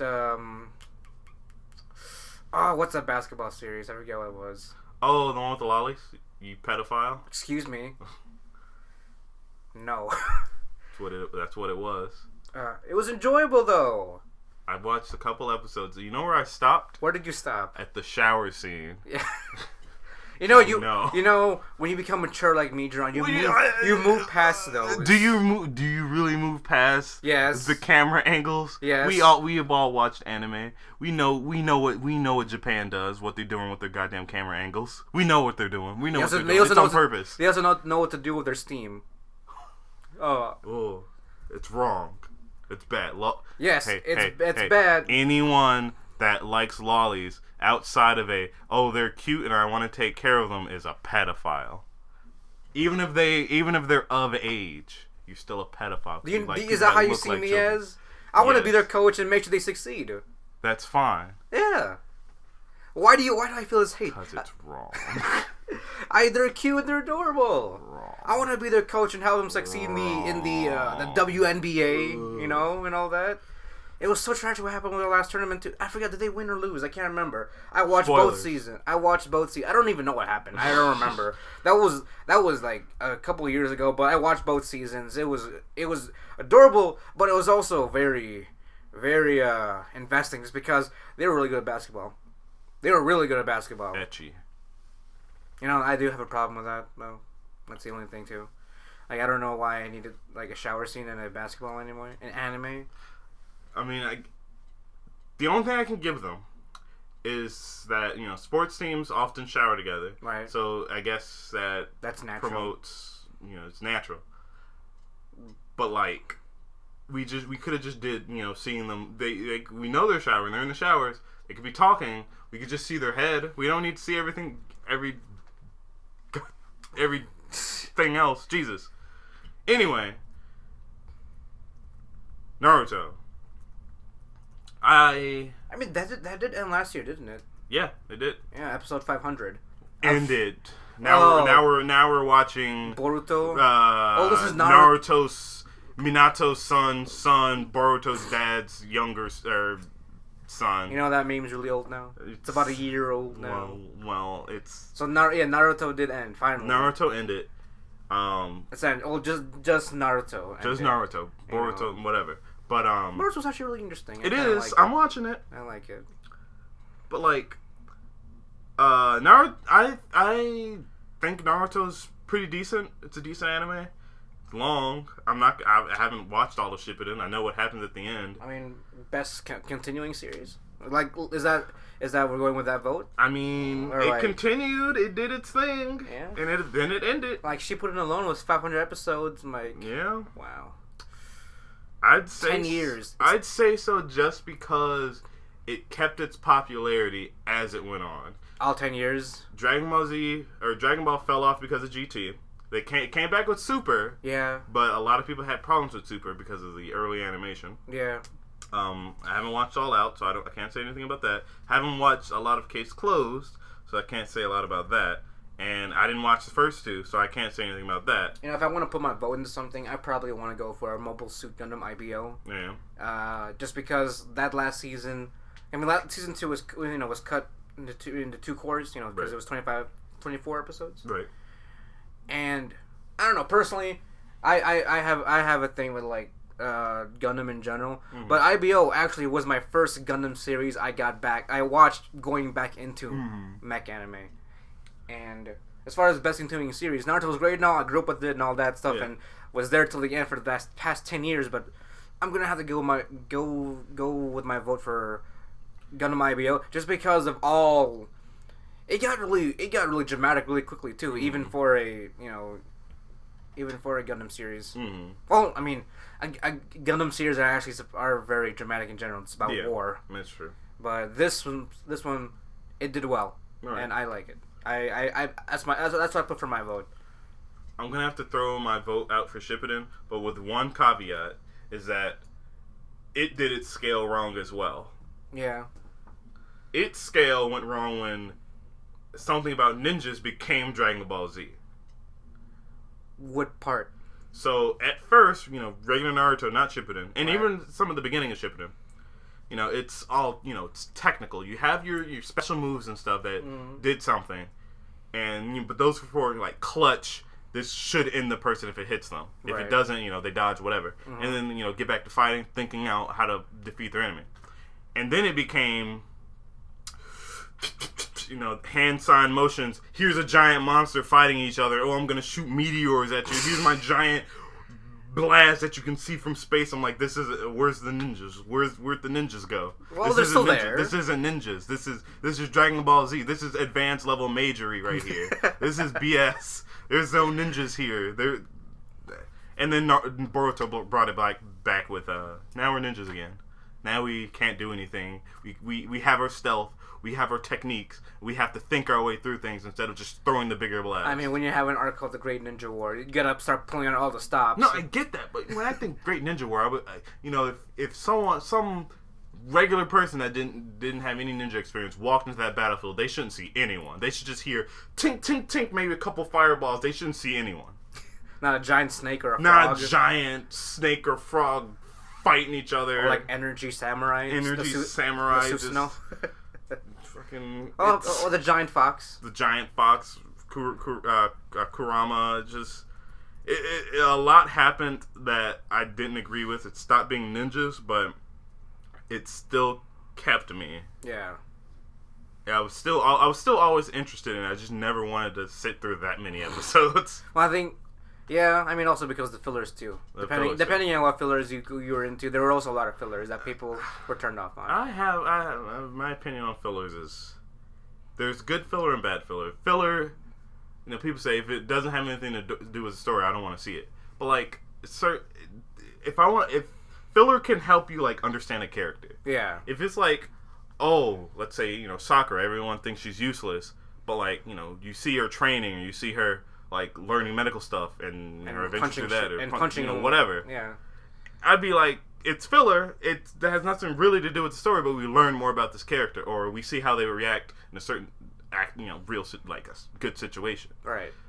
If it's just like, oh, something that literally doesn't matter, like just I don't. Bleach had a really bad bad filler. In one of the arcs, they fought kind of a big bad. He was more like a mid boss. He fought the mid boss, and they were like, all right, so what's the best next thing we could do to wait for the manga to continue on so the anime can keep going? Well, we can't go on hiatus. Let's go way back before everybody was cool and do this whole other story that doesn't matter. It's not going to pertain to anything. Right. Hate that. That's bad filler. If it literally pertains to nothing. Yeah. If they don't grow or you don't learn anything, there's no point. That's my 2 cents. I'm still gonna give it to Naruto because it kept people's interest through this whole time. Yeah, I think so. I'm still sticking with IBL, but that's also a good point as well. Right. Best girl. Oh, yes. Here's the waifu for life part of this podcast. Here we go. I mean, from what the list provides, it's a pretty good list. I've already got my pick right away. I'm sure you do. Let me load this up here. Yeah, I have my pick. So the nominees are Atsuki Kaguri, aka Ako from Little Witch Academia. She's the main character. We have Ochako Uraraka from My Hero Academia. We have Moriko Morioka from Mori Mori from Recovery of an MMO Junkie. We have Serval from Kimono and Friends. We have Tsuyu Asui, also from My Hero Academia. And we have Chisei Hattori from The Ancient Magus Bride. Chisei is too plain to be best girl. Really? She's too plain. Like... saying it flat out. In my opinion, is she just too quiet of a character? Too quiet? That's fine, but I don't see any like best girl qualities from her. There's no real attraction other than that she's a cute anime girl. I mean, she's I'm not saying there's anything negative about her. There's just nothing positive either. Right. There's nothing else that reaches out to. Right. It's literally a normal girl, like a normalish girl that had a bad backstory in this situation. There's no. She's also a Magus's bride. Best girl, her husband should be on here if he's a boy. Oh, yeah, we don't know. He's a black mass. He's Kip Thorns. He could be anything. Yeah, that's true. Best demon guy. Best demon. I don't know. Do you want to start or should I start? Go for it. All right. Well, my pick is Moriko Morioka or Mori Mori from Recovery of MMO Junkie. Like, I don't know. She was just like, it was adorable. She is adorable. Like, I agree with you.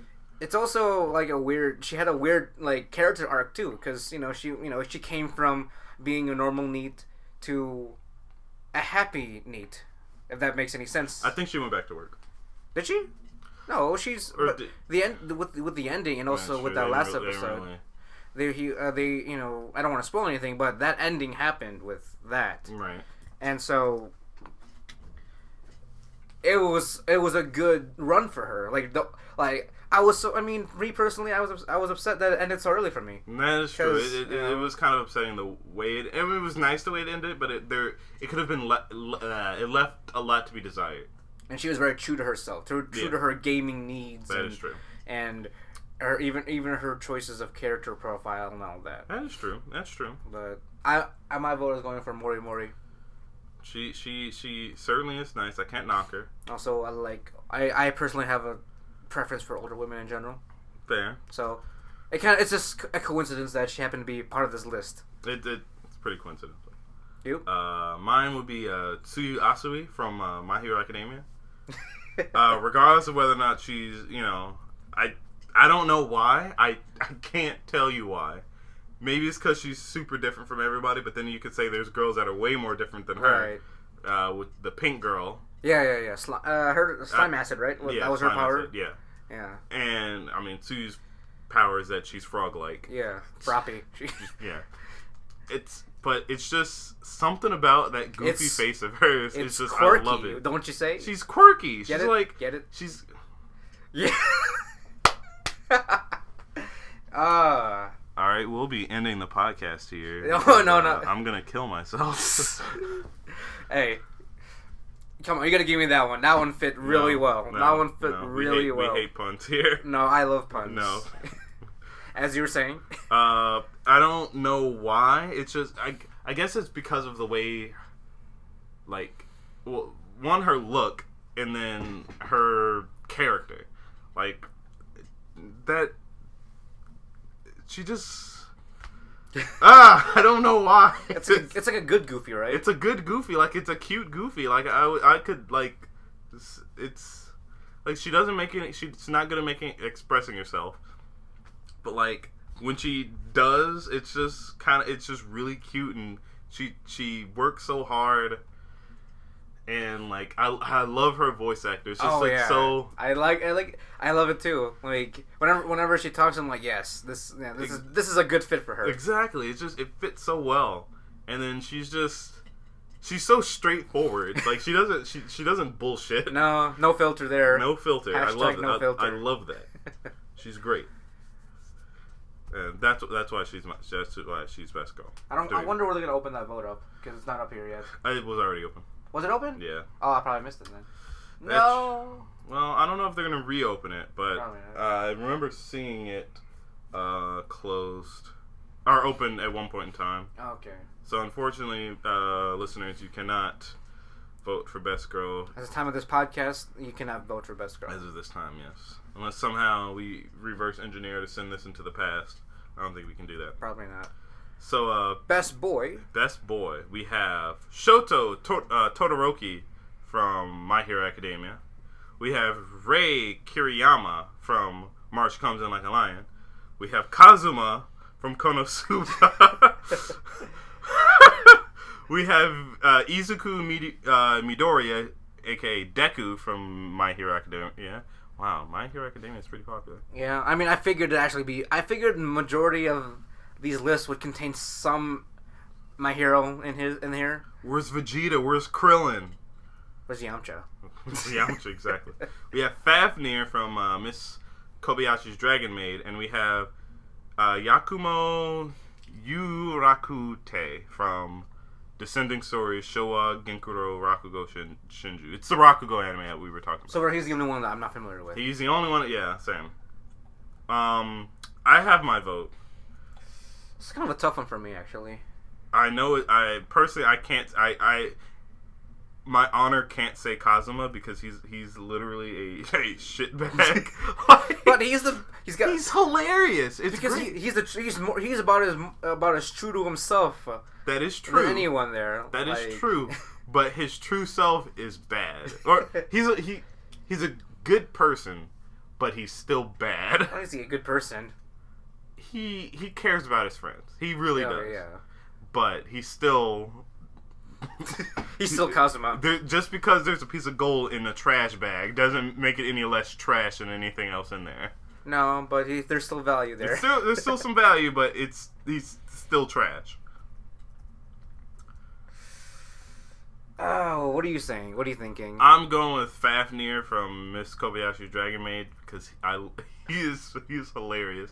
I love how he's essentially this reclusive dragon that absolutely despises humans, came to the human world because his friend said it was nice, started living with this otaku and became an otaku. And and he's just like he's super serious all the time, and he's just. But he just goes along with the flow. He just kind of goes along with the flow. He's just there. And then he kind of aspired to be like a mangaka. He wrote his own. Well, he wrote a anthology. He wrote a curse anthology. Two of them, by the way. Two of them, but he wanted to like be part of that community. Be part of the community, and I think that's just so enduring. He's just funny to me. He's just this super serious dude, completely out of place, but he just fits right in. He fits right in. It's great.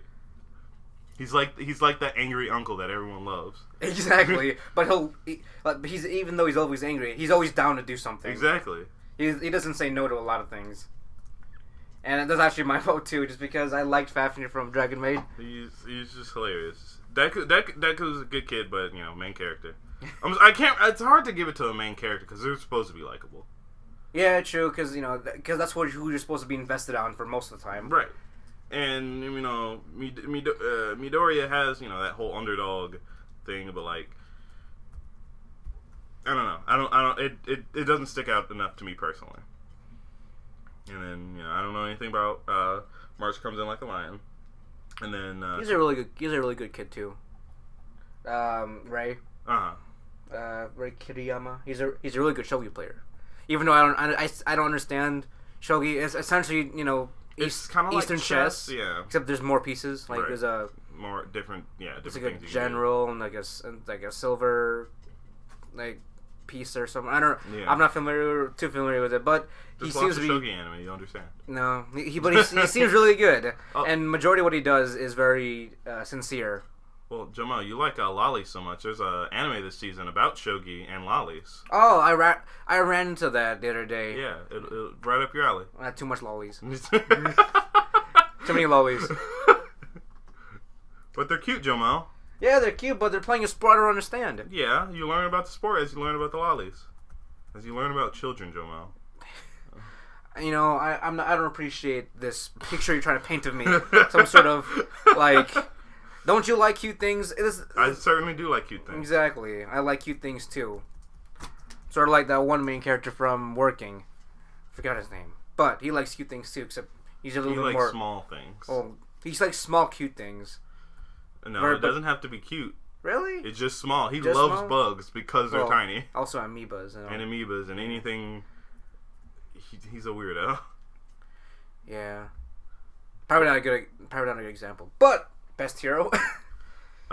Best hero? Yeah, that's next on the list. Oh boy. If I don't see All Might on here. No, he's not. Really? Best hero? I think hero is like main character. Oh, yeah, that's okay. something like, I was about to say.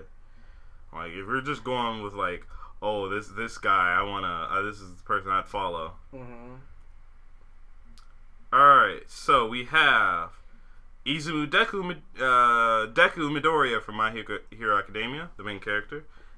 Gen Minowa from Yuki Yuna is a Hero, second season, I think. I don't know that character. I'm familiar with the anime, actually. I watched the first season, but I didn't watch the second. We have Akko again from Little Witch Academia. Kukuri from Magical Circle Guru. I'm not familiar with that. I definitely haven't heard of that. We have Chisei Hattori from Ancient Magus Bright, and we have Nanachi from Made in Abyss. Oh man, they have her in there? Jesus. Yeah. Now I'm confused about what this hero thing means.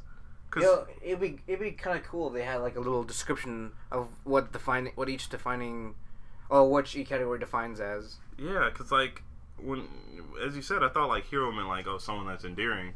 I guess maybe they're all endearing in some way. Yeah. But like, I was starting to think about just main characters, and then second person isn't. She's part of the main cast, I imagine. But she's definitely not the main character. It's Yuki Yuna. Right.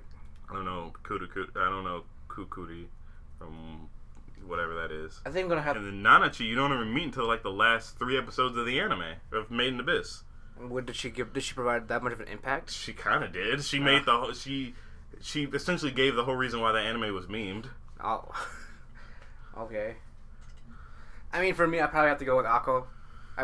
As far as hero goes, main character and all that, I'd probably go with Akko. She was more.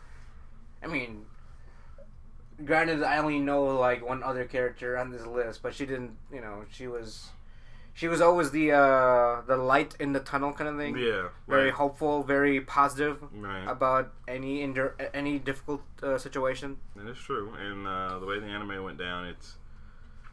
I mean, at first I just kind of, it's just another stupid main character, but I just kind of fell in love with her. She's like that super annoying kid sister that you can't help but love. Yeah, exactly. But that won't get upset too easily. Right. Like she's always looking up. Right, and it's kind of great. So I certainly understand that. I'm really conflicted to vote for Nanachi. I mean, again, we only got the last thing, but I guess maybe it's part of some sort of emotional trauma. Mm-hmm. But like, I feel for this character so much. She had to make a really tough decision, and she made it. And I guess it was for the greater good, but it was a hard decision. And if I say what it was, it'd be a huge spoiler. Okay. But like, no one wants that, do they? Oh my god. What do you say, John? I guess she's not really a hero because the decision. I guess there was sort of another option, sort of, or a third option that could have been better.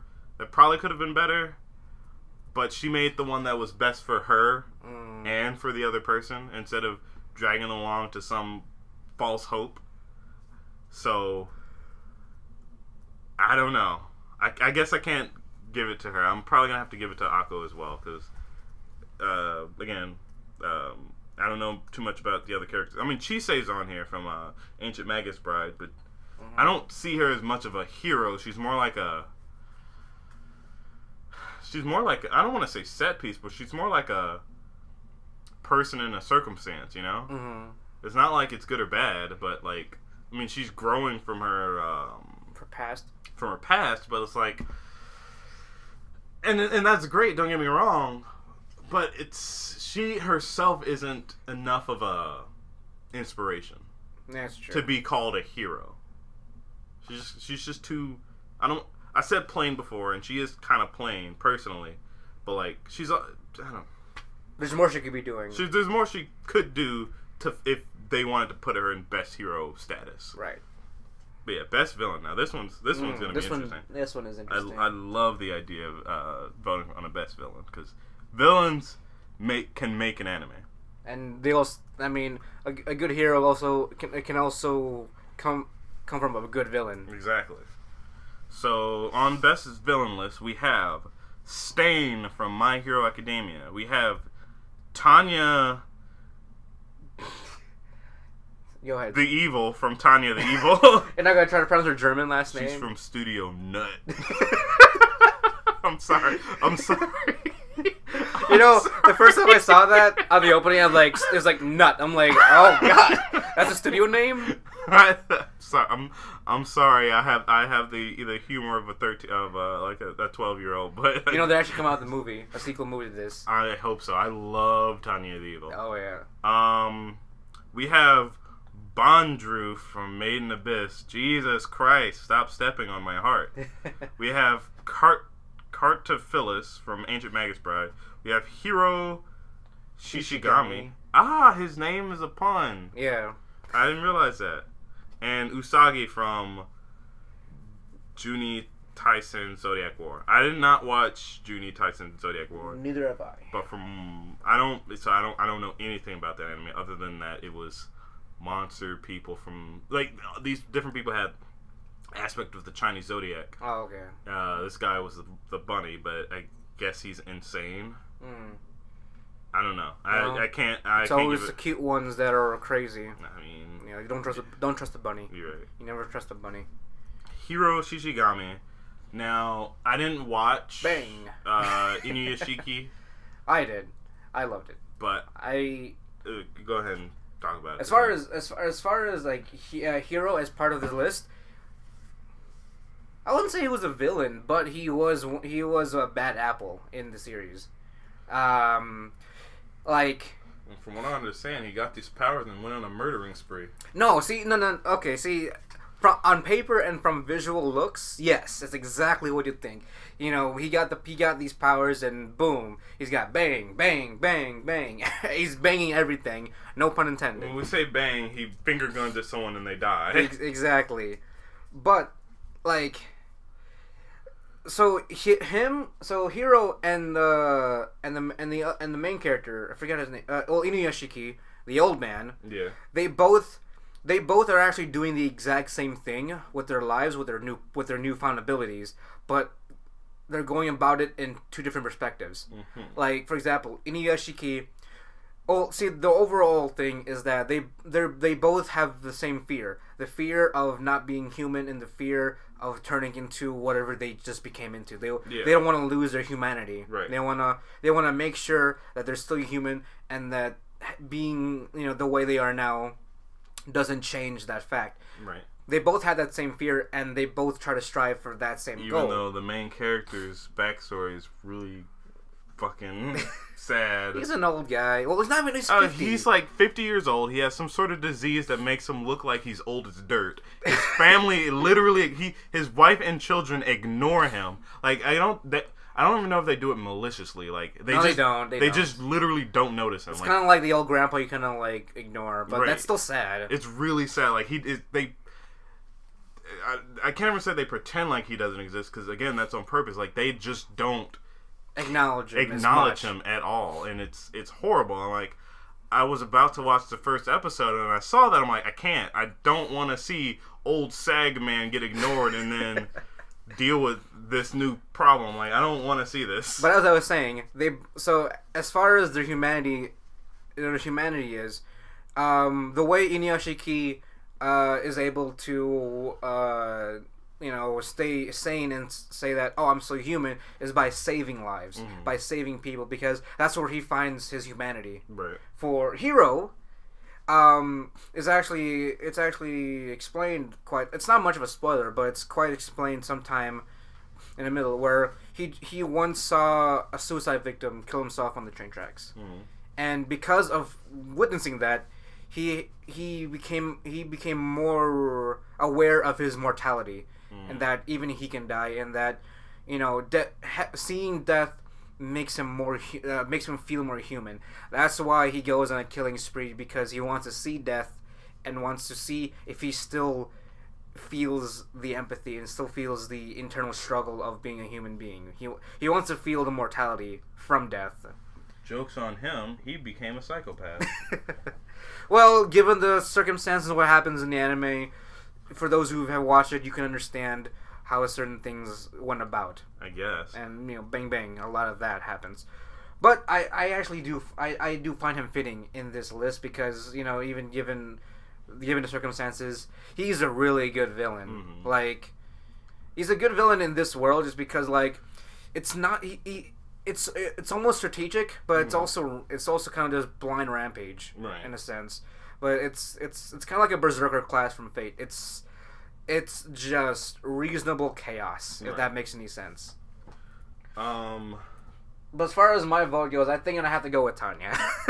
Yeah, see, for me, okay, so the person from Magus Bride, Cartophilus, he's a villain, but he's not like, oh, I have a reason to be evil.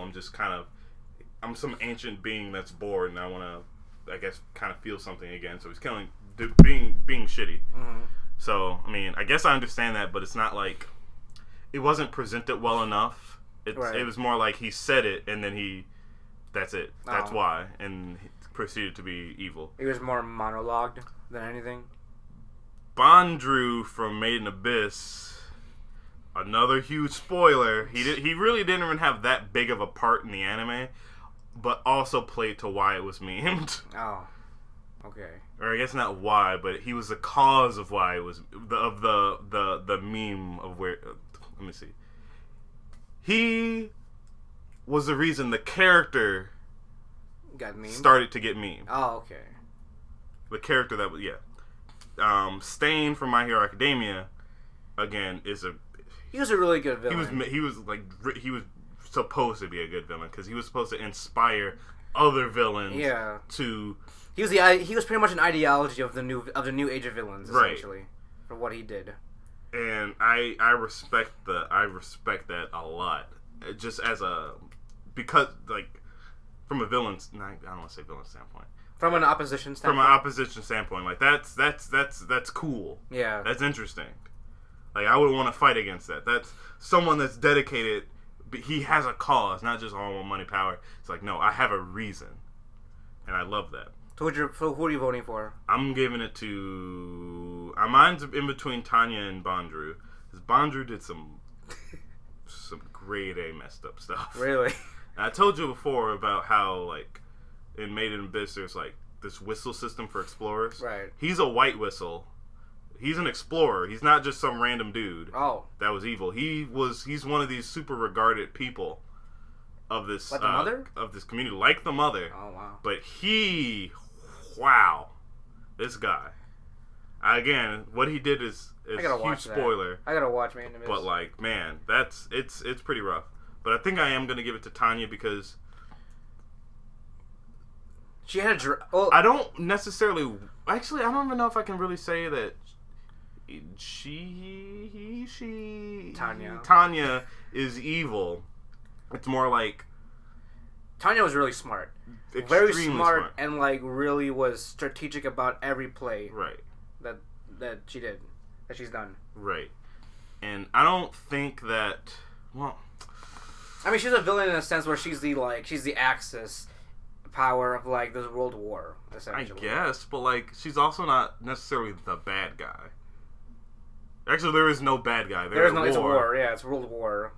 There's no bad guy, but she was a really good opposing threat. I mean, I found a lot of good things about her by just her technical skill. Right. Her technical skill and also her strategic skills. Right. Even though she was the origins of Tanya wasn't necessarily from military background, she picked up really well. She picked up a lot of military strategies. Right. And was able to utilize what given skill she had into this skillful, like, lowly of a colonel, or I don't even know her rank, but she was a high-ranking officer by, like, age 9 or something. And that's impressive. And well, it's because, like, she was transported to this magical world. Yeah, but no military experience, no military background. He was a salaryman. He was a cold-hearted, calculating salaryman. Exactly. That's where the technical part comes from, and why you could consider Tanya a villain is because he was a cold human being. 100% cold-heartedness. Yeah, not the most kind of human beings. But I don't know if I would count it as being a villain though. If we're going by technicalities here, as far as villainy goes, I don't know much about Made in Abyss, but it's either going to be Bondrew or Stain, because Stain is an actual straight up villain, self-proclaimed villain, or at least an opposition of the hero. Right. As he doesn't even claim himself to be a villain, but he just doesn't like the new age of heroes, isn't it? Yeah. He wants things to be. Was it All Might was be the only? All Might's the only one that can kill him because he's a true hero. Yes, exactly. He doesn't acknowledge any other person with abilities as heroes or quirks. But I'm. I don't know. I'm sticking with Tanya. I'm sticking with Tanya with this one.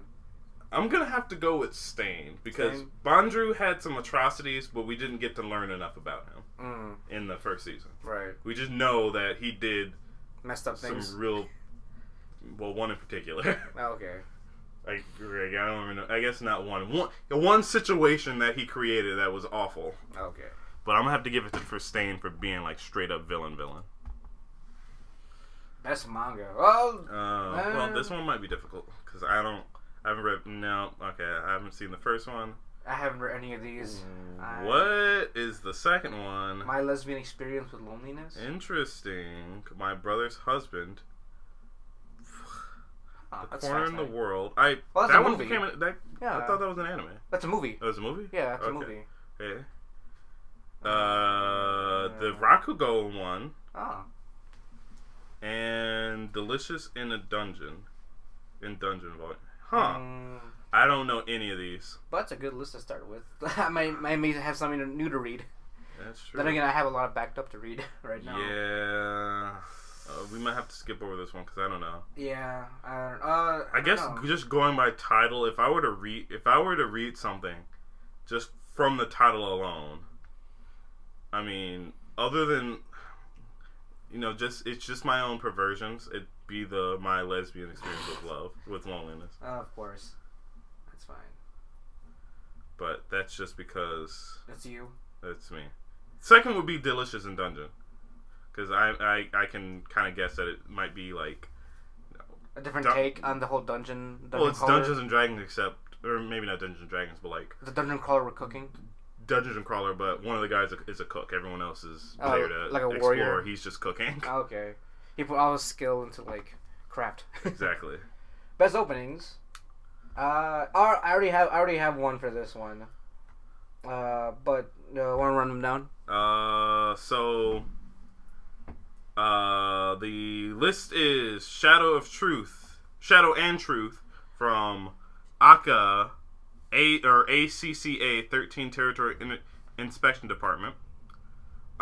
Here from The Magus Bride, Shinzo wo Sasageyo from Attack on Titan Season 2. Peace Sign from My Hero Academia Season 2. The Other Side of the Wall from Princess Principal. In Imawa no Shinigami from the Rakugo anime. Man, see, this one's difficult for me because again I skip openings. Yeah, I thought you knew one, but I've heard them, but I'd have to hear them again. I see. And unfortunately, we can't play them because copyright. That's true. I have ones right here if you want to do a quick listen, because I already have mine that I. Well, I don't want to take that amount of time to analyze all of them. That's true. Well, if it's gonna be up to me right now, I'm gonna go with My Hero Academia's Peace Sign. I just found that one really.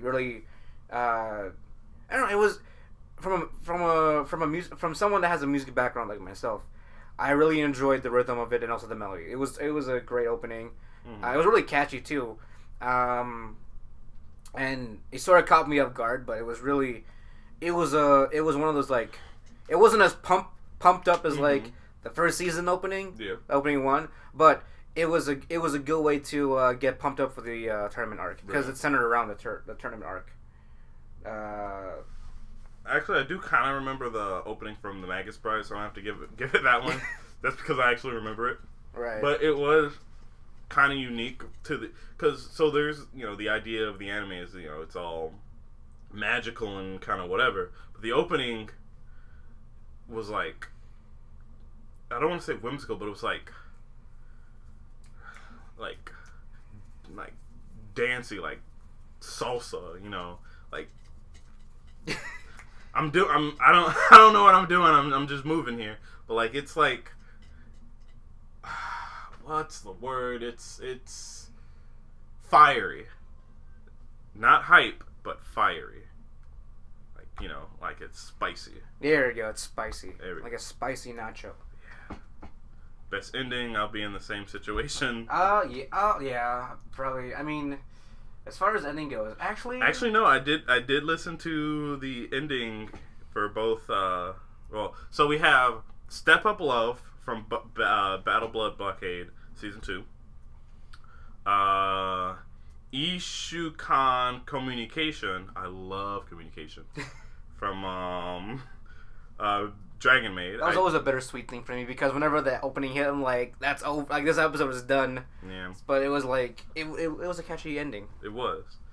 Kira Meku Hamabe from Land of the Illustrious. I vaguely remember that, unfortunately. Hikari from Recovery and MMO Junkie. I don't remember it. Behind from Just Because, and Kafune from March Comes In Like a Lion Season 2. My vote's going to go to Communication because I listen to it every single time, and every time an episode ended? Every time an episode ended, and I loved it. I'll probably have to go with you on that one. That's because that was the only one I can really remember offhand right now. Because It was a fun ending. It was a fun ending. Like I loved it. It was cute. It was like especially with the visuals and everything. Right. It really fit the tone of Dragon Maid. Oh, easily. But I'm sorry, listeners, that we're not as what's the word? Well versed in music and in the opening and endings. Oh, now best film. Ooh, so we have a silent voice from, silent voice. Kiddo Animation. We have Your Name. Comics Wave. We have This Corner of the World, which we mentioned before. By Mappa. We have Girls und Panzer, der Film. By Actus. And we have Kizumonogatari 3, Reiketsu Hen from Shaft. We have Fate Stay Night, Heaven's Feel 1. By Ufotable. Presage Flower.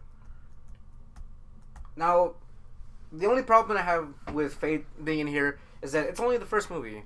I mean, I feel like because I watched it. I personally watched it in the theaters out here. Mm-hmm. It was great. It's a whole different experience when you watch it in a bigger screen. Oh, I can imagine. Surround sound and all that, and also with people. Like, surprisingly, it's actually a lot. It's really fun watching it with other people, especially when like the theater's packed with like fans of the series. Yeah.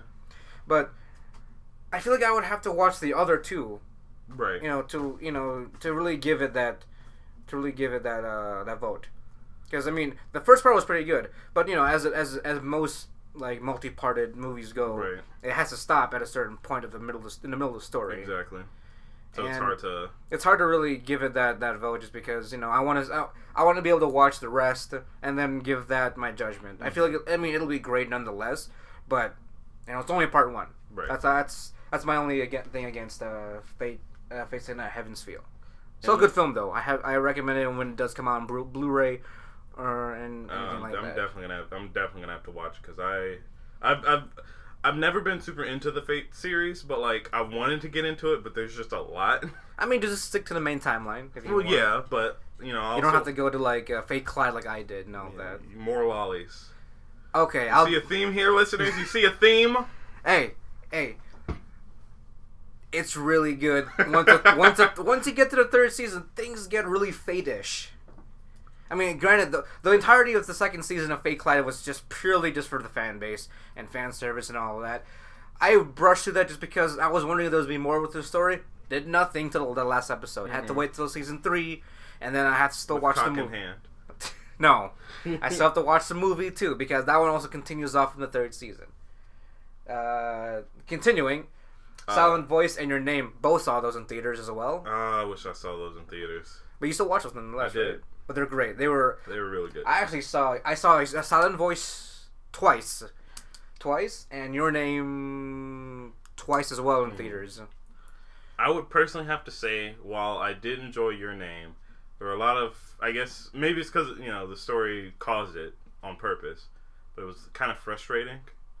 Oh no, it's not as that. It's comics. Comics Way Films is heavily known for that kind of Do you remember 5 centimeters per second? That's not why it was frustrating. It was frustrating because the main characters were were dumb sometimes. It was like, you don't make that decision. That's stupid. Why would you do that? Like the anime's called Your Name.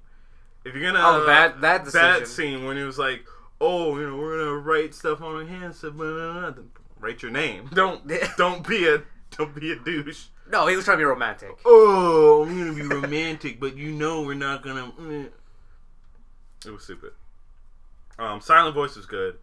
If I had to pick just between those two, I'd probably pick a Silent Voice because I felt like it was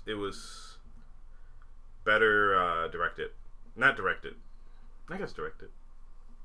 It told a really good story with a very long manga plot. Yeah. I will have to agree with you. I mean, if I watch, I've only watched those 3: Silent Voice, Your Name, and Fate Stay. And I've only watched those 2 and Kizumonogatari. But as far as I have to agree with you. I mean, personally, because I read the entirety of A Silent Voice, loved it to heart from beginning to end. And watching the film itself, completely different experience. Still loved it.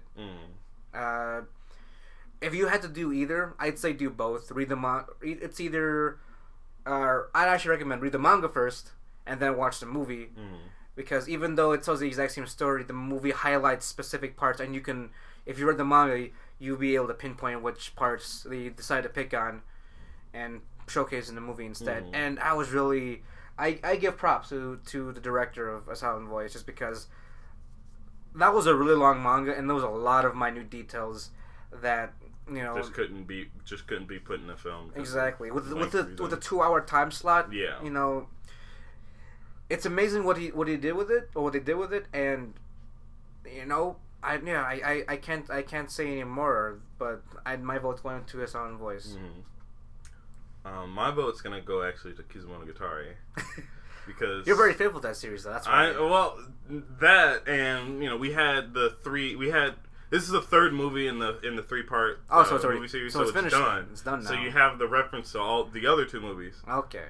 Well, so I guess in a sense, I don't know if it's unfair to just judge the one movie. Judge the one movie. I'd say you should judge all 3, but I'm basing mine on all 3. Okay. As a whole. Yeah. And because it's technically the first thing that happens in the entire anime series, even though this is one of the last productions it's ever going to have, it's still, like, just from the visuals, like, Shaft outdid itself. More than Shaft ever does? More than Shaft usually does. This was beautiful. And then, like, just how everything played out. Like, I had no idea how the plot of this was gonna. Well, I guess I had a general idea, because again, the anime series that this stems from starts directly after the movie. So yeah, directly after the movie. It's just I loved it so much, and the fight scene. If we're specifically talking about the third one, like, it was just such a revelation for the main character about what he did. That was, I mean, he technically, because the main character's thing is, well, he's a weirdo, but he always wants to do the best for the people that he knows, but he didn't realize what he was actually doing, and it literally came back to bite him. And the fight scene that stemmed from it was amazing. Like, I never thought a fight to the death between immortals would be so entertaining. Was there a lot of neck breaking? There was a lot of heads being punched off. Oh dear God! Over and over. So you're gonna go with that one, So I'm gonna go with that one based on just all 3 movies and the fact that the third one ended on such a good finale. And mine would be Silent Voice. Next one would be CGI. Best CGI. Just looking at the list, I'm already going. It's The Land of Illustrious. I'm not even going to talk about anything. Okay.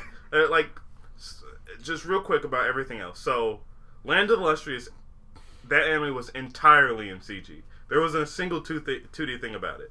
Or maybe a couple things, but I don't know. But the majority, like 98%. And normally people say, oh, CG anime is bad. No. Or, yes, but it's lazy CGI. Lazy CGI. That's what's bad. This was gorgeous. Like, oh my God. It couldn't do justice in 2D. No. Like, the concept of the Land of Illustrious couldn't be... It couldn't have been, like, fulfilled if it wasn't 2D. Right, exactly. This deserves to have best CGI. And everything else was Kato, the right answer, which was also fully in CG. But I've seen some clips from it. I didn't watch it. But it does not hold a candle to what Land of the Illustrious pulled off. Recreators wasn't entirely in CG, so I can't give it to that. Mostly it was mostly just the mechs and all that. The mechs, right. That's just about it. Attack on Titan Season 2. What was there? I don't know what was CG in Attack on Titan. I think what they're referring for Attack on Titan, the only thing I can refer would be the backgrounds, like the environment. Yeah. Because the majority of the environment would be CG, especially when they're zipping around. Right. And all that. I mean, it's good creative work. It's good creative CG to use, CG as an environment, and then build your environments.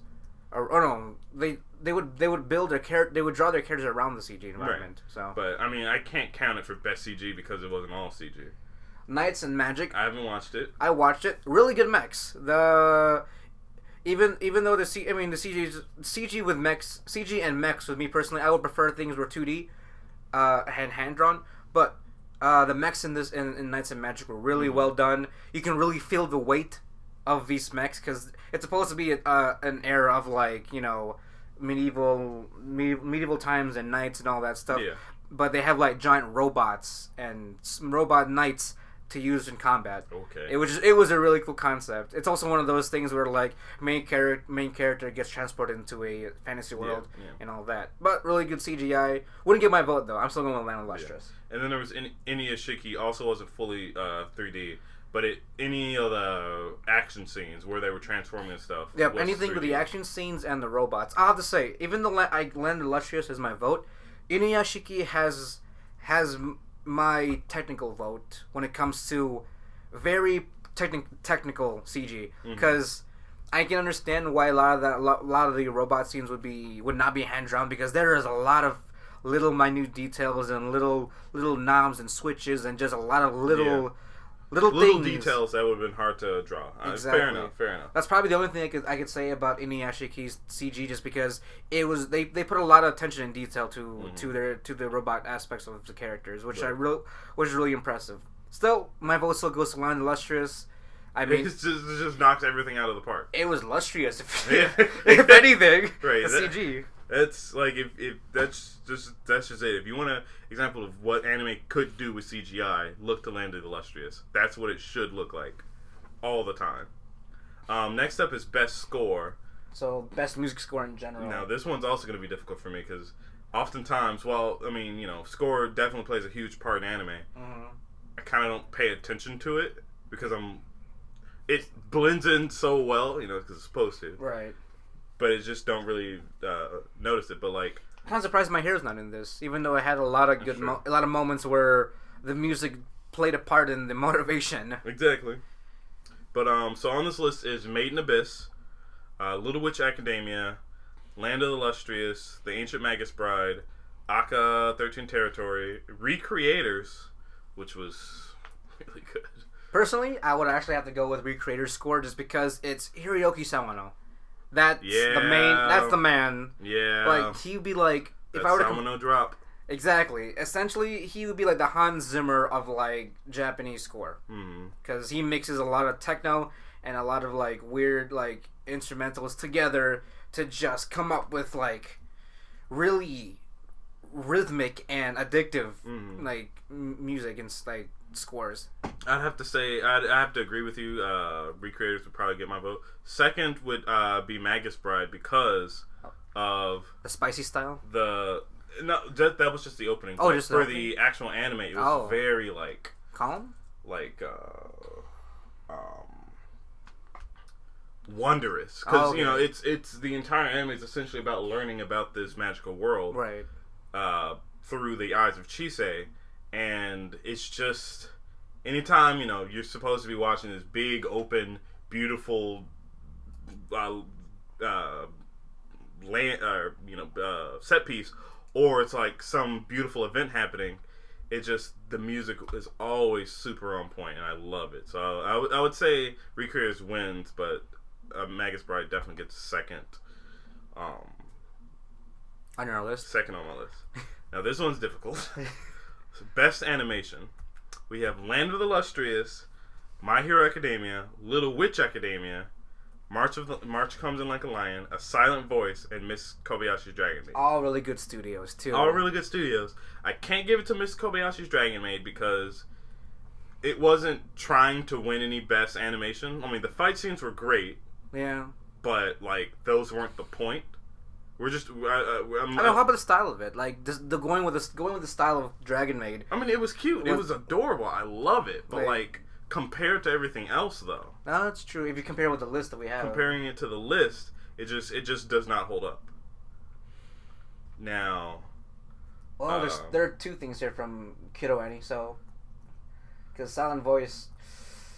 Silent Voice was gorgeous. Like, man, they animate their movies really well. And I've only seen a couple clips from March Comes in Like a Lion, but I've for what I've seen, that does pretty well. Yeah, Shaft really did. It's one of the least shaftiest. Mm-hmm.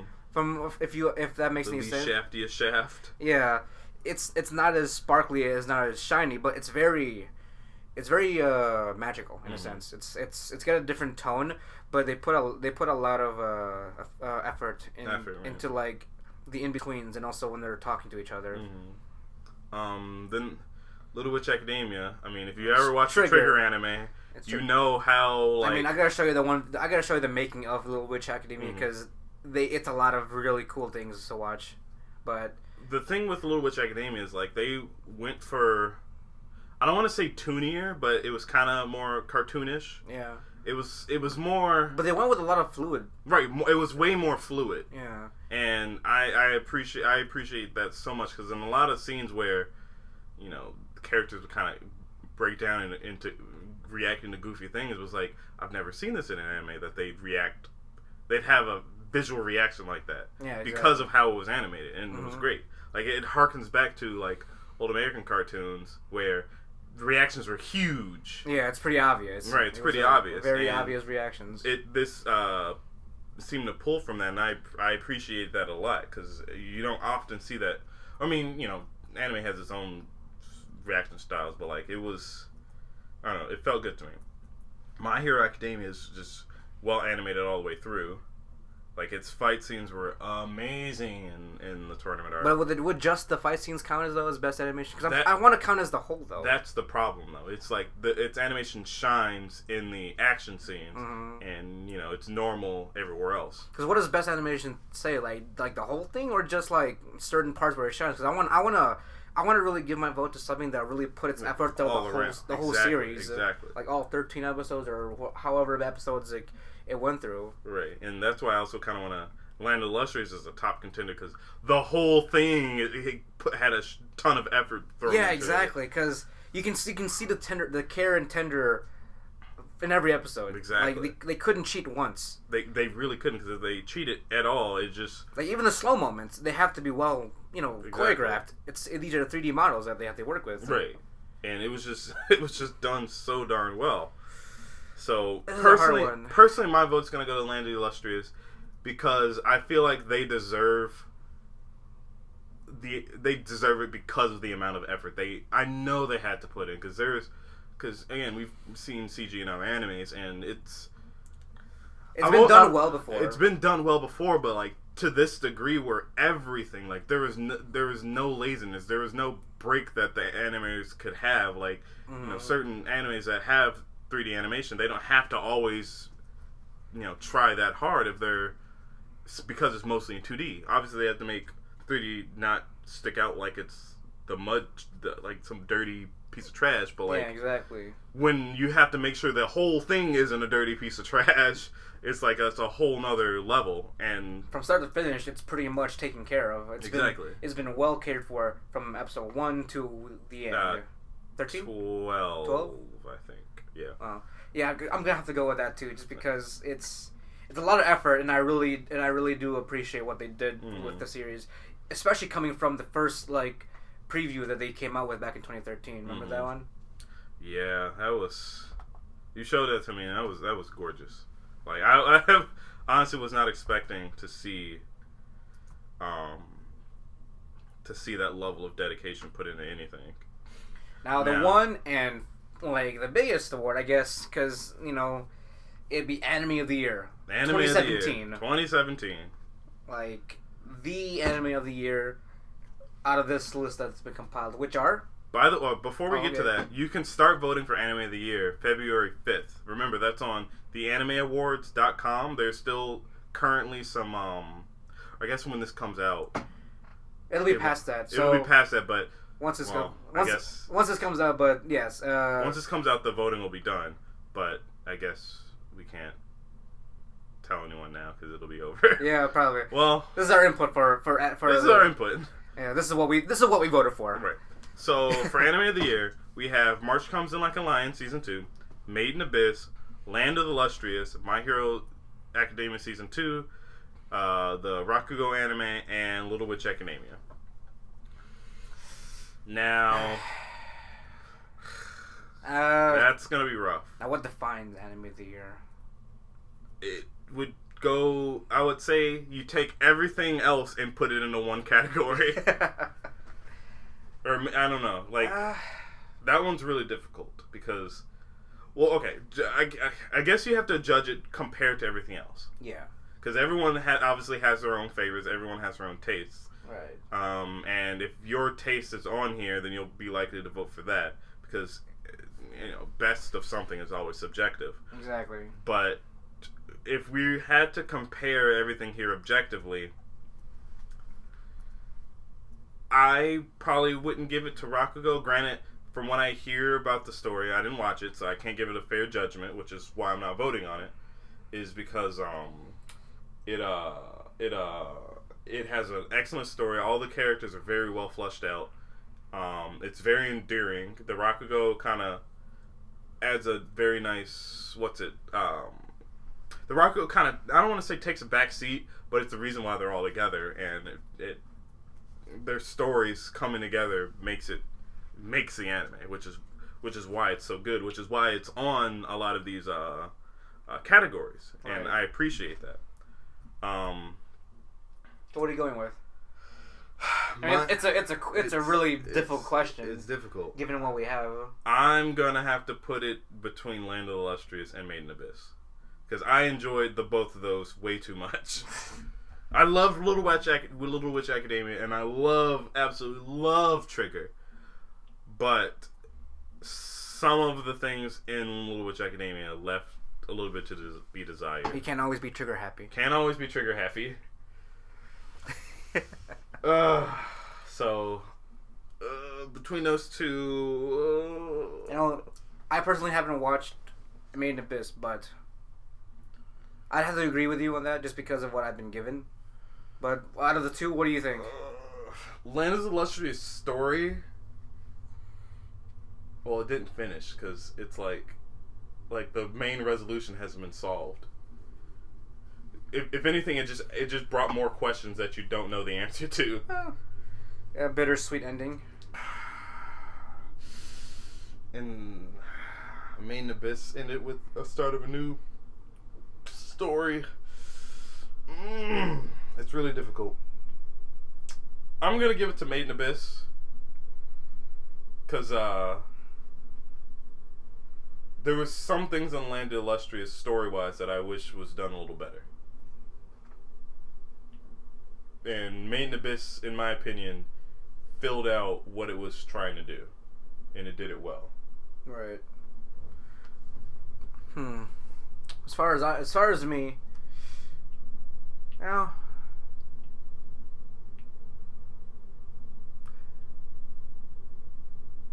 think I'm gonna just go. I'm probably gonna go with the